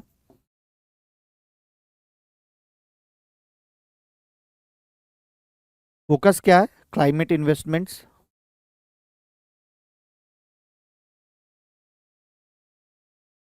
एंड रिलेटेड टू दैट, ठीक है। UAE $30 बिलियन फंड कहाँ लॉन्च किया? COP28 में। COP28 मतलब UNFCCC की 28th मीटिंग ना, COP28 conference of parties. Operation storm makers, है ना, इस तरह के जो क्वेश्चंस होते हैं सीधे पूछते हैं वन लाइनर में कि स्टॉर्म मेकर्स क्या है ना, ये किसने लॉन्च किया, व्हाट इज स्टॉर्म मेकर्स। तो ऑपरेशन स्टॉर्म मेकर सेकंड, ये इंटरपोल का प्रोजेक्ट है। This operation is launched by international police, Interpol. इसका एम क्या है? Its aim is to target fraud schemes which are fuelled by victims of human trafficking, है ना, कि बेसिकली टारगेट, इसका क्या एम है? टारगेट करेगी कि फ्रॉड स्कीम्स जो कि ह्यूमन ट्रैफिकिंग के विक्टिम्स हैं, इनके द्वारा जो फ्यूल्ड होती है, ऐसे इनके द्वारा जो की जाती है, तो उसको टारगेट करने के लिए इंटरपोल ने ऑपरेशन स्टॉर्म मेकर्स 2 लॉन्च किया। स्पेस वेदर, ये often we see this in news ना, कि स्पेस वेदर, स्पेस वेदर। तो स्पेस वेदर क्या होता है? It refers to environmental conditions and disturbances in space that can affect earth and technological system, कि ये वो इन्वायरमेंटल कंडीशंस हैं या स्पेस में वो डिस्टर्बेंसेज हैं जो अर्थ को या अर्थ के टेक्नोलॉजिकल सिस्टम को डायरेक्टली अफेक्ट कर रही है। जैसे सोलर फेयर हो गई है ना, सन से दिस सोलर फेयर निकलने वाली, then coronal holes, sun spot, ठीक है, solar wind, solar radiation, all these things which happen in space, ठीक है, कोरोनल मास इजेक्शन, तो ये सब कुछ जो स्पेस में हो रहा है और बेसिकली अर्थ को या अर्थ के टेक्नोलॉजिकल सिस्टम को अफेक्ट कर रहा है, उसे हम स्पेस वेदर बोलते हैं। कृष्णा राजा सागर डैम, तो ये अक्सर ये सब चीज़ें मैच द फॉलोइंग में पूछ लेते हैं कि 3 डैम दे देंगे, 3 जगह का नाम दे देंगे, स्टेट दे देंगे या रिवर दे देंगे कि कौन सा डैम किस रिवर में बना है, या सीधे भी पूछ लेंगे कृष्णा राजा सागर डैम किस रिवर में है, क्योंकि ये सब न्यूज़ में है अगर तो अभी क्या हुआ है कि हाई कोर्ट ऑफ कर्नाटका ने रिसेंटली सारे माइनिंग या उससे related activities Krishna Raja Sagar dam के 20 किलोमीटर के रेडियस में बैन कर दिया। कहाँ पे है ये? मांड्या डिस्ट्रिक्ट में है इन कर्नाटका। तो this is Krishna Raja Sagar dam, it is a gravity dam जो रिवर कावेरी और उसके tributaries, river Kaveri, this is river Kaveri है ना, रिवर कावेरी और उसके ट्रिब्यूटरीज के कॉन्फ्लुएंस में लोकेटेड है। ट्रिब्यूटरीज कौन कौन सी? हेमावती और लक्ष्मण तीर्थ, तो these are 2 tributaries of Kaveri जिसके कॉन्फ्लुएंस में ये डैम लोकेटेड है, river Kaveri with its tributaries Hemavati and Lakshman Tirtha. This कहाँ पे है? मांड्या कर्नाटका में, कृष्णा राजा सागर डैम इन मांड्या कर्नाटका, ठीक है, रिवर कावेरी और उसके ट्रिब्यूटरीज हेमावती और लक्ष्मण तीर्थ में। क्लियर है? इंडियाज ग्रीन क्रेडिट प्रोग्राम, तो this is recently announced in budget 2023-24 और अक्टूबर 23 में लॉन्च हुआ था, लॉन्च किया गया। इंडियाज ग्रीन क्रेडिट प्रोग्राम क्या है? ये मार्केट बेस्ड मैकेनिज्म है to incentivize voluntary environmental action, to incentivize voluntary environmental action across diverse sector by various stakeholders like individual, communities, private sector industries and companies। ठीक है, तो green credit programme जो recently launch किया है कि ये market based mechanism है और क्या पर्पज है इसका? इंसेंटिवाइज करना वॉलंटरी इन्वायरमेंटल एक्शन जो लिए जाते हैं, चाहे वो इंडिविजुअल हो, कम्युनिटी हो, प्राइवेट सेक्टर हो, कंपनीज हो, तो ये जो भी एक्शंस लेते हैं to basically support environment, to facilitate this net zero, to go for net zero, तो इसलिए जो भी ये लेते हैं तो इसके लिए एक मार्केट बेस्ड मैकेनिज्म है इंडियाज ग्रीन क्रेडिट प्रोग्राम।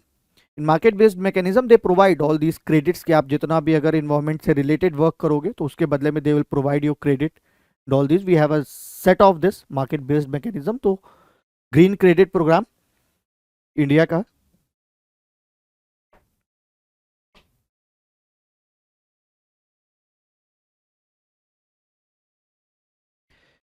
अगला graph networks for material exploration,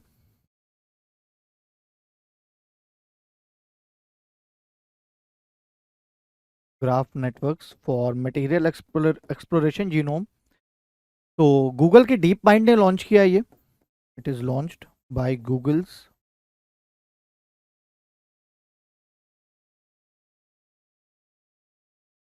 Google के डीप माइंड ने लॉन्च किया graph network for material exploration. ये एक deep learning artificial intelligence tool है। तो इसका काम क्या है? To discover new materials and predict material के स्टेबिलिटी। ठीक है, तो GNOME graph network for material exploration, it is important here कि किसने लॉन्च किया? गूगल के डीप माइंड ने। क्या है ये? Deep learning artificial intelligence tool है। पर्पस क्या है? To discover new materials and to predict material की stability. Article 99 of UN charter, तो रिसेंटली यूनाइटेड नेशन के जो सेक्रेटरी जनरल हैं उन्होंने इन्वोक किया article 99 of UN charter and he has urged UN security council to act on humanitarian crisis in Gaza. तो जो Gaza में ह्यूमैनिटेरियन क्राइसिस चल रहा है, तो आर्टिकल 99 जो गाजा में ह्यूमैनिटेरियन क्राइसिस चल रहा है उसके लिए यूएन सेक्रेटरी जनरल ने इशू किया। यूएन आर्टिकल 99 क्या होता है? It is a special discretionary power जो यूएन सेक्रेटरी जनरल को दी जाती है। ठीक है, who is the UN secretary general? अभी Antonio Guterres.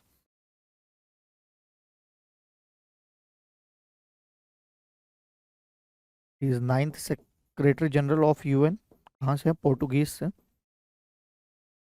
Is a Portuguese, Antonio Guterres, है ना। तो इन्होंने आर्टिकल 99 इशू किया। Article 99 is a special discretionary power जो यूएन के सेक्रेटरी जनरल को दी जाती है कि in special circumstances, in special situation he can draw the attention of all the party members of UN, है ना, कि ये यूएन सेक्रेटरी काउंसिल का अटेंशन सीख कर सकते हैं, अटेंशन ले सकते हैं जहां पे उनको लग रहा है कि इंटरनेशनल पीस या सिक्योरिटी थ्रेटन हो रही है अगर कहीं पे, तो वो एक इस चार्टर को इशू करके UN secretary council, security council का अटेंशन और यूएन सारे मेंबर्स का अटेंशन ले करके उस डायरेक्शन में वर्क कर सकते हैं। तो humanitarian crisis what is on going in Gaza, उसके अगेंस्ट में ही हैड इशूड आर्टिकल 99। हलाल सर्टिफाइड, तो रिसेंटली उत्तर प्रदेश ने, यूपी की अथॉरिटीज ने, they has imposed a state wide ban, इन्होंने बैन लगा दिया on production, storing, distribution and seal of हलाल सर्टिफाइड एडिबल प्रोडक्ट्स। हलाल सर्टिफाइड क्या होता है कि according to Islamic law it is a dietary law as per Islam, they have considered some products, food products की ये अनअल्टर्ड हैं और ये प्रोसेस होता है, ये तरीका होता है, तो इसके अगेंस्ट में in Islamic law they provide certain food products to हलाल सर्टिफिकेशन। तो यूपी ने इस तरह का सारे सर्टिफिकेशन यूपी गवर्नमेंट ने बंद कर दिए हैं कि किसी भी प्रोडक्ट को आप हलाल सर्टिफाइड या नॉन हलाल सर्टिफाइड इस तरह से बेच नहीं सकते। मैनाटीज, मैनाटीज आर एक्वेटिक एनिमल, ना। A record number of manatees converged at Florida Park recently, Florida State Park recently. Manatees क्या है? They are large aquatic mammal. Manatees are large aquatic mammal. इनको सी काउ भी बोलते हैं कई बार, है ना। They are herbivorous. They belong to group of animals called Sirenia. Dugong भी इसी ग्रुप के एनिमल है, बट डुगोंग और मैनाटीज में डिफरेंस है, minor difference is on the basis of their tail, ठीक है, उनके टेल के बेसिस में there is a difference, but on appearance they are bit similar. तो मनाटीज क्या है? लार्ज एक्वेटिक एनिमल है, उनको सी काउ भी बोलते हैं, and they belong to a group known as Sirenia, और डुगोंग भी इसी ग्रुप के हैं। This is important here, first foreign company to get 100% FDI in India's defence project. तो स्वीडिश एरोप्लेन कॉर्पोरेशन, साब भी बोलते हैं इसको, स्वीडिश एरोप्लेन कॉर्पोरेशन, तो ये पहली ऐसी कंपनी है जिसे 100% एफडीआई दिया गया है डिफेंस प्रोजेक्ट में, कि पूरी तरह से इंडिया में ये बना सकते हैं अपना product. It is first to bag 100% FDI defence project में to make shoulder fired rockets in Haryana. क्या बनाने के लिए? हरियाणा में शोल्डर फायर्ड रॉकेट्स बनाने के लिए एक स्वीडिश कंपनी है, स्वीडिश एरोप्लेन कॉर्पोरेशन। ये पहली ऐसी फॉरेन कंपनी है जिसे हमने ये राइट दिया है, 100% एफडीआई दी है कि आप पूरी तरह से अपना प्रोडक्ट इंडिया में बना सकते हो, 100% FDI. PM Janman, important government scheme, full form भी पूछ सकता है इसका। तो जनमन इज जनजाति आदिवासी न्याय महाअभियान, प्राइम मिनिस्टर जनजाति आदिवासी न्याय महाअभियान, ठीक है। तो ये गवर्नमेंट स्कीम है जिसका एम है कि ट्राइबल कम्युनिटीज को मेन स्ट्रीम में लाना, ट्राइबल कम्युनिटीज का डेवलपमेंट, उनको मेन स्ट्रीम सोसाइटी में लाना। स्कीम में दोनों पार्ट हैं, सेंट्रल सेक्टर भी है कि जहां पे स्टेट सिर्फ पूरा पैसा देगी, और सेंट्रली स्पॉन्सर्ड जहां पे सेंटर सिर्फ पूरा पैसा देगी, और सेंट्रली स्पॉन्सर्ड भी है कि स्टेट और सेंटर मिलकर के शेयर करेंगे। कौन इंप्लीमेंट कर रहा है? Ministry of tribal affairs, it is implemented bye ministry of tribal affairs in collaboration with state government, है ना, एंड अदर पीवीटीजी कम्युनिटीज, ठीक है। तो पीएम जनजाति आदिवासी न्याय महाअभियान, दोनों कंपोनेंट है, सेंट्रल सेक्टर सेंट्रल स्पॉन्सर्ड, और ट्राइबल कम्युनिटीज को मेन स्ट्रीम में लाना।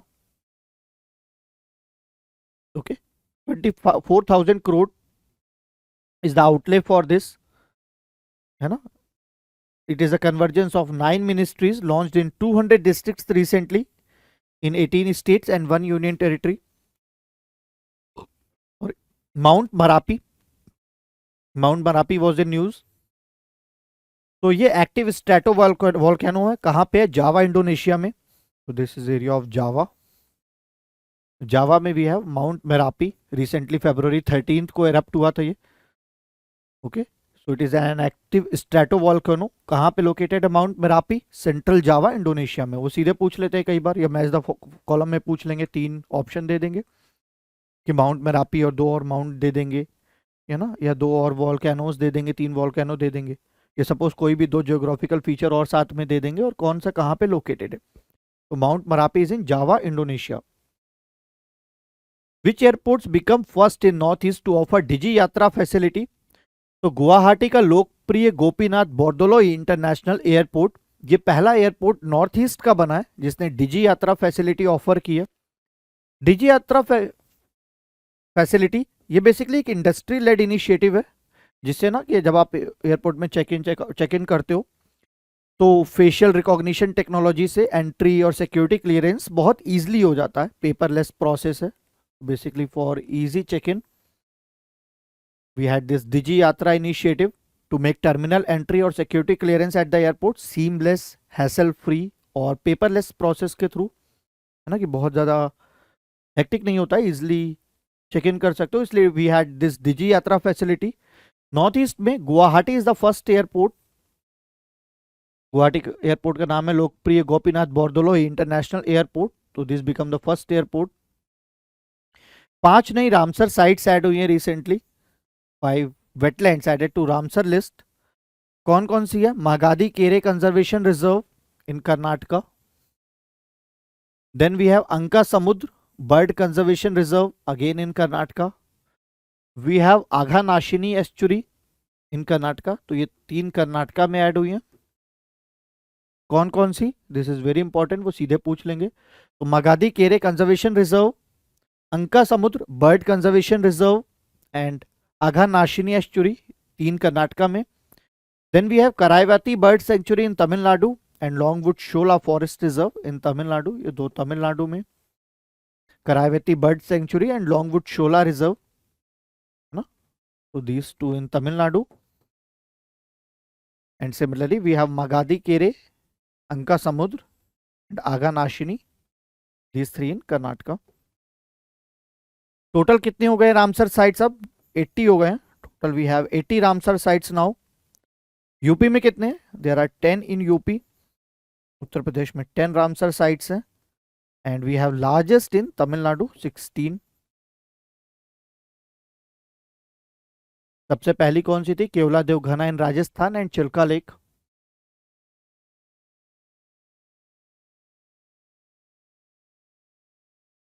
Rajasthan, Chilka lake Orissa. These are the first Chilka lake को मान लो, देन केवला देव. सबसे पहले इनको दिया गया. There are total 80 Ramsar sites now. Tamil Nadu में मैक्सिमम 16, यूपी में 10. 5 नई ऐड हुई हैं, मगादी केरे, Anka Samudra, Aghanashini in Karnataka and Karaivetti and Longwood Shola in Tamil Nadu. Volt typhoon. तो रिसेंटली क्या हुआ है कि वोल्ट टाइफून इज, क्या है ये? एक हैकिंग ग्रुप है, चाइना का है. चाइना का हैकिंग ग्रुप है. यूएस में इन्होंने काफी परेशान किया इस हैकिंग ग्रुप ने, यूएस में. इसलिए यूएस गवर्नमेंट ने रिसेंटली बंद किया इसे. US government recently shut down a major China backed hacking group, जिसको वोल्ट टाइफून बोलते हैं, that has attacked hundreds of routers and had been working to compromise US के साइबर इंफ्रास्ट्रक्चर को. Basically target किया था वोल्ट टाइफून ने. और कहाँ का है ये? चाइना का है. State sponsored hacking group based in China. और कब से एक्टिव है? 2021 से एक्टिव है. One stop centre scheme. तो one stop centre scheme also known as Sakhi. तो ये सेंट्रली स्पॉन्सर्ड स्कीम है. किस मिनिस्ट्री के अंदर है? Ministry of women and child development. Okay, ministry of women and child development. तो one stop centre is also known as Sakhi, is a centrally sponsored scheme under ministry of women and child development. Objective क्या है? To provide integrated support and assistance to women affected by violence both in private and public space. ना कि under one roof कि जो भी women violence से affect है तो उनको एक प्लेटफॉर्म में to provide assistance to them. और also to facilitate immediate emergency and non emergency access to a range of services, जैसे medical service, legal service, psychological service. हाँ, काउंसलिंग सपोर्ट, ये सारी चीजें एक प्लेटफॉर्म में ही प्रोवाइड कराएंगे। तो one stop scheme, one stop centre scheme, centrally sponsored under ministry of women and child development. Animal husbandry infrastructure development fund, तो अभी क्या हुआ है, यूनियन कैबिनेट ने animal husbandry infrastructure development fund को ये बोला है कि आप 3 साल तक ये फंड अभी और कंटिन्यू रहेगा, अनदर 3 years के लिए, अप टू 2025-2026 तक चलता रहेगा। क्या है ये, सेंट्रल सेक्टर स्कीम है, ये जरूर याद रखना ना कि कौन से सेंट्रल सेक्टर है। सेंट्रल सेक्टर में 100% फंडिंग, पूरी फंडिंग कौन देता है, सेंट्रल गवर्नमेंट देती है। और सेंट्रली स्पॉन्सर्ड में शेयर होता है 50-50, कई बार 90-10 for north eastern and Himalayan states, कई बार 60-40, अलग अलग स्कीम के लिए अलग अलग है। तो animal husbandry infrastructure development fund central sector है। It has been approved for incentivising investment by individual entrepreneur, private companies, MSME, FPO and section 8 companies, है ना। तो ये अप्रूव की गई है तो इंसेंटिवाइज करने के लिए investments by entrepreneurs, private company, इन सब से क्या करेंगे ये लोग, dairy processing and value addition infrastructure लगाएंगे, मीट प्रोसेसिंग और वैल्यू एडिशन इंफ्रास्ट्रक्चर लगाएंगे, एनिमल का फीड प्लांट लगाएंगे। तो इन सब के लिए गवर्नमेंट सपोर्ट करेगी इंडिविजुअल एंटरप्रेन्योर को, प्राइवेट कंपनीज को, एमएसएमईज को, है ना, by this fund, animal husbandry infrastructure development fund. तो ये 3 साल तक और कंटिन्यू किया गया है।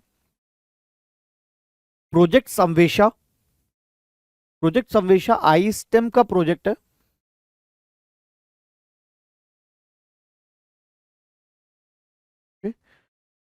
तो Indian science technology and engineering facilities map I stem का प्रोजेक्ट है। और रिसेंटली कहाँ पे हो रहा है ये, पहला इसका वो पहली बार ऑर्गेनाइज हो रहा है आईआईएससी बेंगलोर में 16 जनवरी 2024 को, है ना। तो office of principal scientific adviser government of India launch कर रहे हैं a major project called as संवेशा।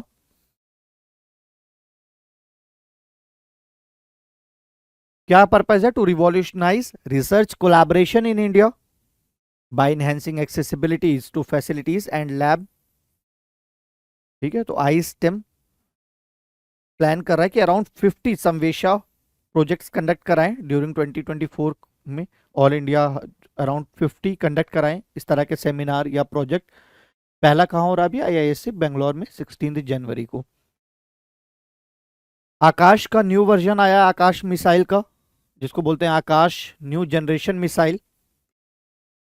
कौन बनाता है ये, डीआरडीओ बनाता है ना। तो डीआरडीओ ने रिसेंटली सक्सेसफुल फ्लाइट टेस्ट किया है न्यू जनरेशन आकाश मिसाइल का।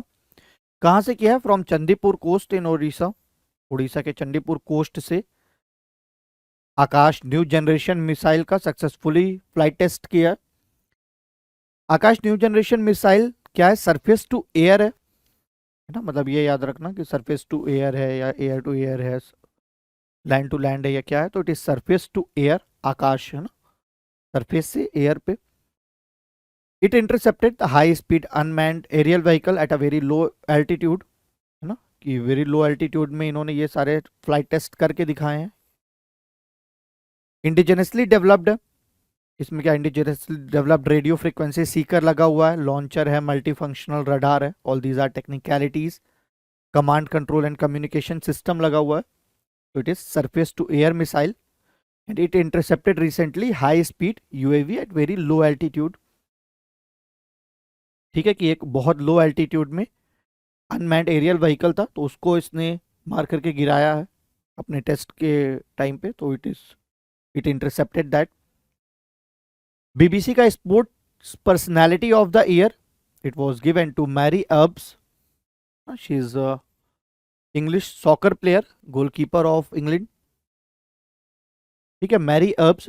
इस तरह के क्वेश्चंस पूछते हैं अक्सर, है ना, यूपीपीसीएस में, कि sports personality of the year, life time achievement award, या ये सारी चीज़ें किससे दी गई हैं। तो बीबीसी का sports personality of the year is given to Mary Earps. Alright, तो she is a English soccer player, England की गोलकीपर है।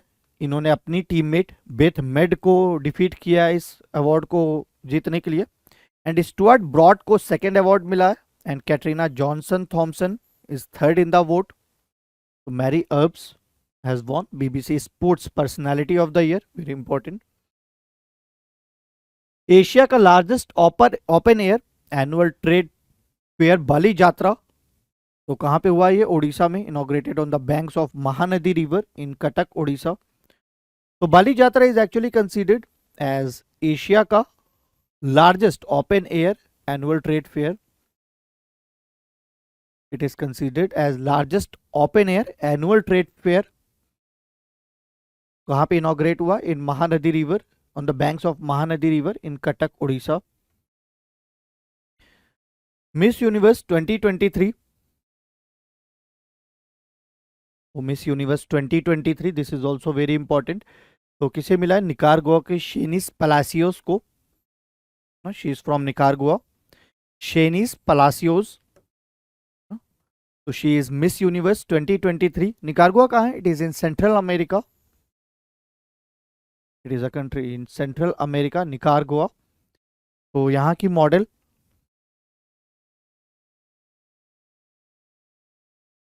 शेनिस Palacios is Miss Universe of 2023. India के साइड से कौन कंटेंडर था in Miss Universe competition? We have Shweta Sharda. She is a model from Chandigarh. But she is not even being able to make even in top 10. Okay, so she got defeated and Shenis Palacios, मतलब top 10 में भी श्वेता शारदा जगह नहीं बना पाई थी. Nicaragua की Sheynnis Palacios has become Miss Universe 2023. ठीक है. तो अगला, Indira Gandhi smartphone scheme is launched by. तो this scheme, Indira Gandhi smartphone scheme is launched by Rajasthan. Rajasthan government class 9th से क्लास 12th तक की गर्ल्स को दे provide free smartphone. Indira Gandhi smartphone scheme. कौन सा स्टेट? राजस्थान. ना किस तरह सीधे क्वेश्चन पूछ लेते हैं कि किस स्टेट ने ये स्कीम लॉन्च की. Amazon India announces first ever floating store on Srinagar Dal lake. ठीक है. तो श्रीनगर के डल लेक में अमेजॉन इंडिया ने पहला फ्लोटिंग स्टोर खोला है अभी. तो इसमें क्या करेंगे कि जो भी हाउस बोट्स होते हैं ना, तो वहां पे भी डिलीवरी करेंगे. This is a part of last mile delivery promise of Amazon. ना, तो अमेजन ने लास्ट माइल डिलीवरी प्रॉमिस के अंडर में अनाउंस किया इसका अपना पहला ever first ever floating store in Srinagar Dal lake. Global terrorism index 2023. तो ऑल दीज इंडेक्स, इसमें हमें एक तो ये पता होना चाहिए कि इंडिया की कौन सी रैंक है, कौन सा ऑर्गेनाइजेशन रिलीज करता है और टॉप पे कौन सी कंट्रीज हैं. ठीक है. तो global terrorism index 2023 10th addition है इनका. ठीक है. मार्च 14th 2023 को रिलीज किया. कौन रिलीज करता है? ग्लोबल थिंक टैंक है. ग्लोबल थिंक टैंक है. Institute for economics and peace. कहाँ पे लोकेटेड है ये? सिडनी, ऑस्ट्रेलिया में. Institute for economics and peace है ना. तो ये रिलीज करता है global terrorism index. Afghanistan is most impacted country as per this. Afghanistan is the most impacted country. Sahel region of Africa is the most important region. अगर हम region की बात करें तो साहिल region of Africa is the most impacted region. जो सबसे ज्यादा impact हुआ है रीजन वाइज क्या है? साहिल है. बट अगर कंट्री वाइज देखें तो it is Afghanistan. Even 4th बार अफगानिस्तान लगातार टॉप पे है मोस्ट इंपैक्टेड कंट्री. और इंडिया की पोजीशन क्या है? 13th है. Pakistan is 6th. फर्स्ट पे Afghanistan most impacted, then Pakistan is 6th impacted and India is 13th most impacted country by terrorism according to global terrorism index. कौन निकालता है? Institute for economics and peace. कहाँ पे बेस्ड है? सिडनी, ऑस्ट्रेलिया में. ये बहुत इंपॉर्टेंट है कि कोई भी कंट्री ना, अगर कोई ऑर्गेनाइजेशन ज्वाइन करती है या छोड़ती है तो इट बिकम्स इंपॉर्टेंट. तो फिनलैंड ने नाटो ज्वाइन किया है रिसेंटली. फिनलैंड 31st मेंबर बन गई है नाटो की. वो 31st मेंबर कंट्री की जिसने नाटो ज्वाइन किया यहाँ पे है Finland. These Scandinavian countries Norway, Sweden, Denmark, इनके बगल में यहाँ पे फिनलैंड. तो नाटो क्या है? North atlantic treaty organization. ये पॉलिटिकल या मिलिट्री अलायंस है जो 31 मेंबर कंट्रीज हैं जिनमें 1949 में बना था ये. क्यों बना था? To promote mutual defence and collective security among its members, है ना। तो फिनलैंड 31st मेंबर बन गई है जिसने नाटो ज्वाइन किया है। This is the location of Finland. India का पहला regional rapid transit system Delhi Ghaziabad Meerut region में प्राइम मिनिस्टर ने रिसेंटली इनॉग्रेट किया है। इसका priority section in Uttar Pradesh. Okay, तो prime minister recently inaugurated 17 kilometre long priority section of Delhi Ghaziabad Meerut regional rapid transit system corridor. कहाँ पे किया है? Sahibabad station, rapid X station Uttar Pradesh में, यहाँ पे इन्होंने इनॉग्रेट किया। ट्रेन को क्या बोलेंगे? नमो भारत बोलेंगे। And they will go by at the speed of 180 kilometre per hour. So अभी दिल्ली से मेरठ के स्ट्रेच में हम बना रहे हैं पहला rapid regional rapid transit system, something like this. Train का नाम नमो भारत होगा। It will run at the speed of 180 kilometre per our. और अभी 17 किलोमीटर का priority section stretch Delhi Ghaziabad Meerut में इनॉग्रेट हुआ है बाय प्राइम मिनिस्टर मोदी। कहाँ पे? Sahibabad rapid X station in Uttar Pradesh. Central tribal university parliament Rajya Sabha ने रिसेंटली बिल पास किया है to establish Sammakka Sarakka central tribal university. Sammakka Sarakka central tribal university कहाँ पे? तेलंगाना में। तो this bill is recently passed by Rajya Sabha to establish central tribal university in Sammakka by the name of Samakka Sarakka in Tamil Nadu, in Telangana, sorry. Samakka Sarakka Central Tribal University in Telangana. Basohli painting in Kathua district of Jammu and Kashmir में famous है। इसको recently GI tag मिला है। तो this is important. Paintings भी अक्सर पूछ लेते हैं, मैच द कॉलम में पूछ लेंगे, डायरेक्ट पूछ लेंगे कि बाशोली पेंटिंग किस स्टेट से है, ये कोई अगर उसका स्पेसिफिक फीचर है तो क्या है। तो world famous Basohli painting from Kathua districts of Jammu and Kashmir has obtain GI tag recently. और पहली बार GI registration, history of GI registration में ऐसा हुआ है कि जम्मू रीजन को किसी हैंडीक्राफ्ट के लिए जीआई टैग मिला है। तो Basohli painting has got GI tag. कहाँ की है? Jammu and Kashmir, specifically Jammu region in Kathua district. This is Basohli painting. Ganga Vilas cruise. Okay, तो प्राइम मिनिस्टर ने रिसेंटली वर्ल्ड का सबसे लंबा रिवर क्रूज, सबसे लंबी डिस्टेंस के लिए रिवर क्रूज अभी फ्लैग ऑफ किया है। एमवी गंगा विलास बोलते हैं इसको। कहाँ पे? वाराणसी में। ओके, तो ये 51 डेज तक ये जर्नी प्लान रहा करेगी। 51 डेज का क्रूज प्लान है और जिसमें अराउंड 50 टूरिस्ट स्पॉट पे जाएगी, है ना। तो ये क्रूज होगा ऐसे, और वाटरवे से, नेशनल वाटरवे 1 को 2 से कनेक्ट करते हुए, 1 पे जो गंगा रिवर पे है और 2 जो ब्रह्मपुत्रा रिवर पे है, इसको कनेक्ट करते हुए अराउंड 27 रिवर सिस्टम से होकर के गुजरेगा ये। 51 डेज की टोटल जर्नी होगी और ये सबसे लंबी रिवर क्रूज की जर्नी होगी। बनारस में लॉन्च किया है रिसेंटली अभी प्राइम मिनिस्टर ने। और it is managed by private operator and basically bye inland waterways authority of India which is under ministry of shipping. ठीक है, गंगा विलास क्रूज कहाँ? बनारस में। भारत आटा, तो सेंटर ने रिसेंटली लॉन्च किया है सेल ऑफ भारत आटा।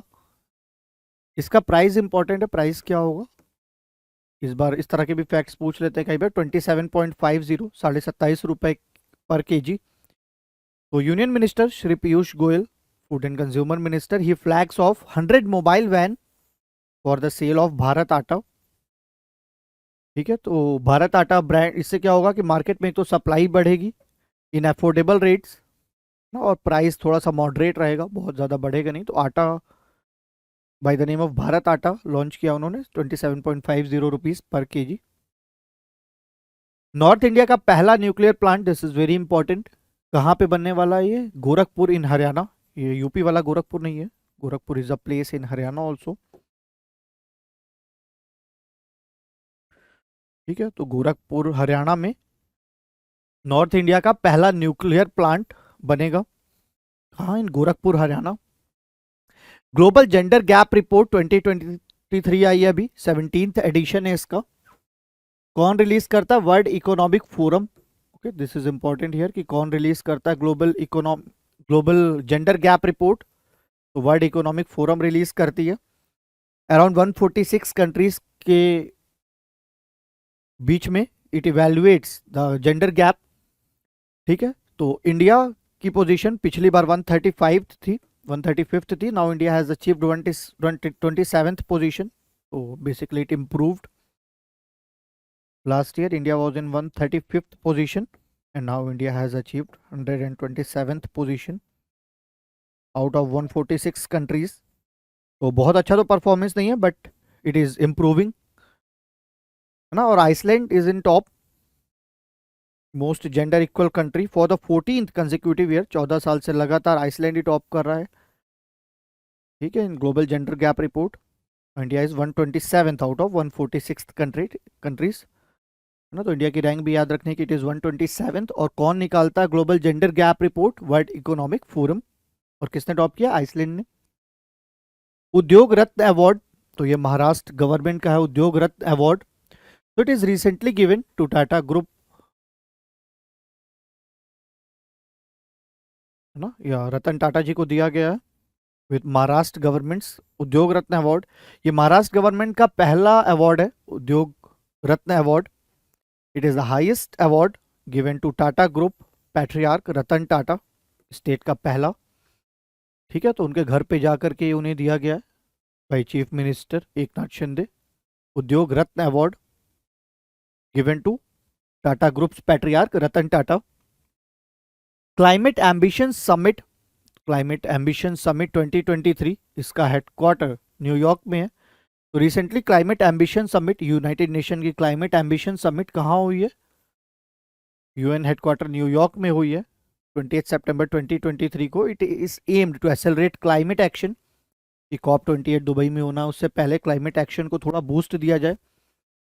क्लाइमेट एम्बिशन समिट एक प्रोमिनेंट इंटरनेशनल इवेंट है। इसका एम क्या है? To address the pressing issue of climate change. तो what is its aim? To address the pressing issue, climate change का जो मुद्दा है इसको सॉल्व करने के लिए, टू एड्रेस करने के लिए climate ambition summit recently launch हुई है in its headquarter, in headquarter of United Nation New York.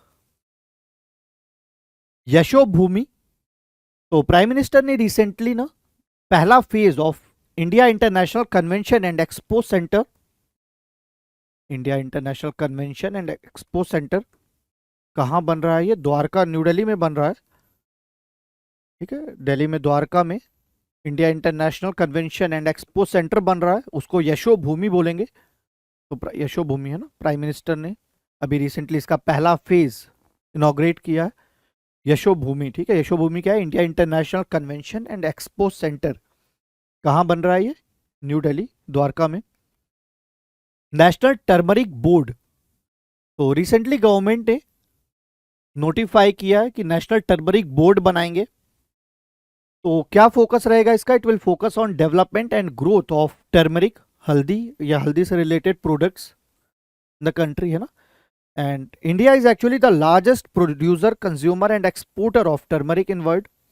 तो इंडिया वर्ल्ड में हल्दी की सबसे बड़ी प्रोड्यूसर भी है, कंज्यूमर भी है, एक्सपोर्टर भी है। तो इसीलिए हम अभी नेशनल टर्मरिक बोर्ड बना रहे हैं।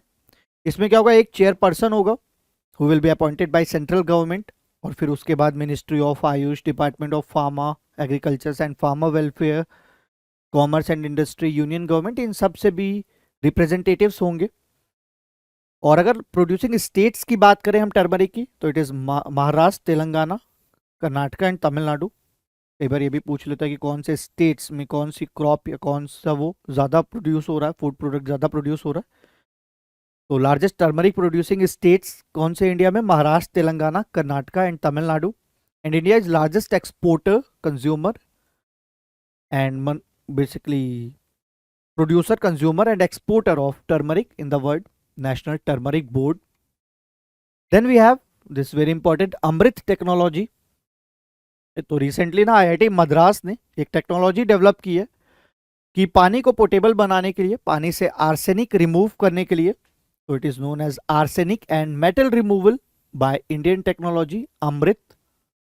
फुल फॉर्म भी याद रखना है इसका, arsenic and metal removal by Indian technology.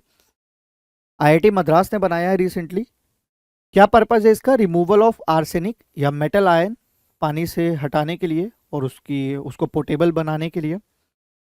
It utilises nano scale iron oxy hydroxide. तो ये इस टेक्नोलॉजी में क्या करते हैं कि nano scale iron hydroxide use करते हैं, जो कि आर्सेनिक पानी से रिमूव कर देता है ना, Amrit arsenic and metal removal by Indian technology. तो किसने बनाया है ये? आईआईटी मद्रास ने।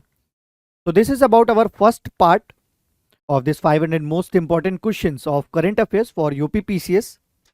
ओके, तो इसी तरह हम लोग 4 पार्ट और देखेंगे of 100 question each. Thank you.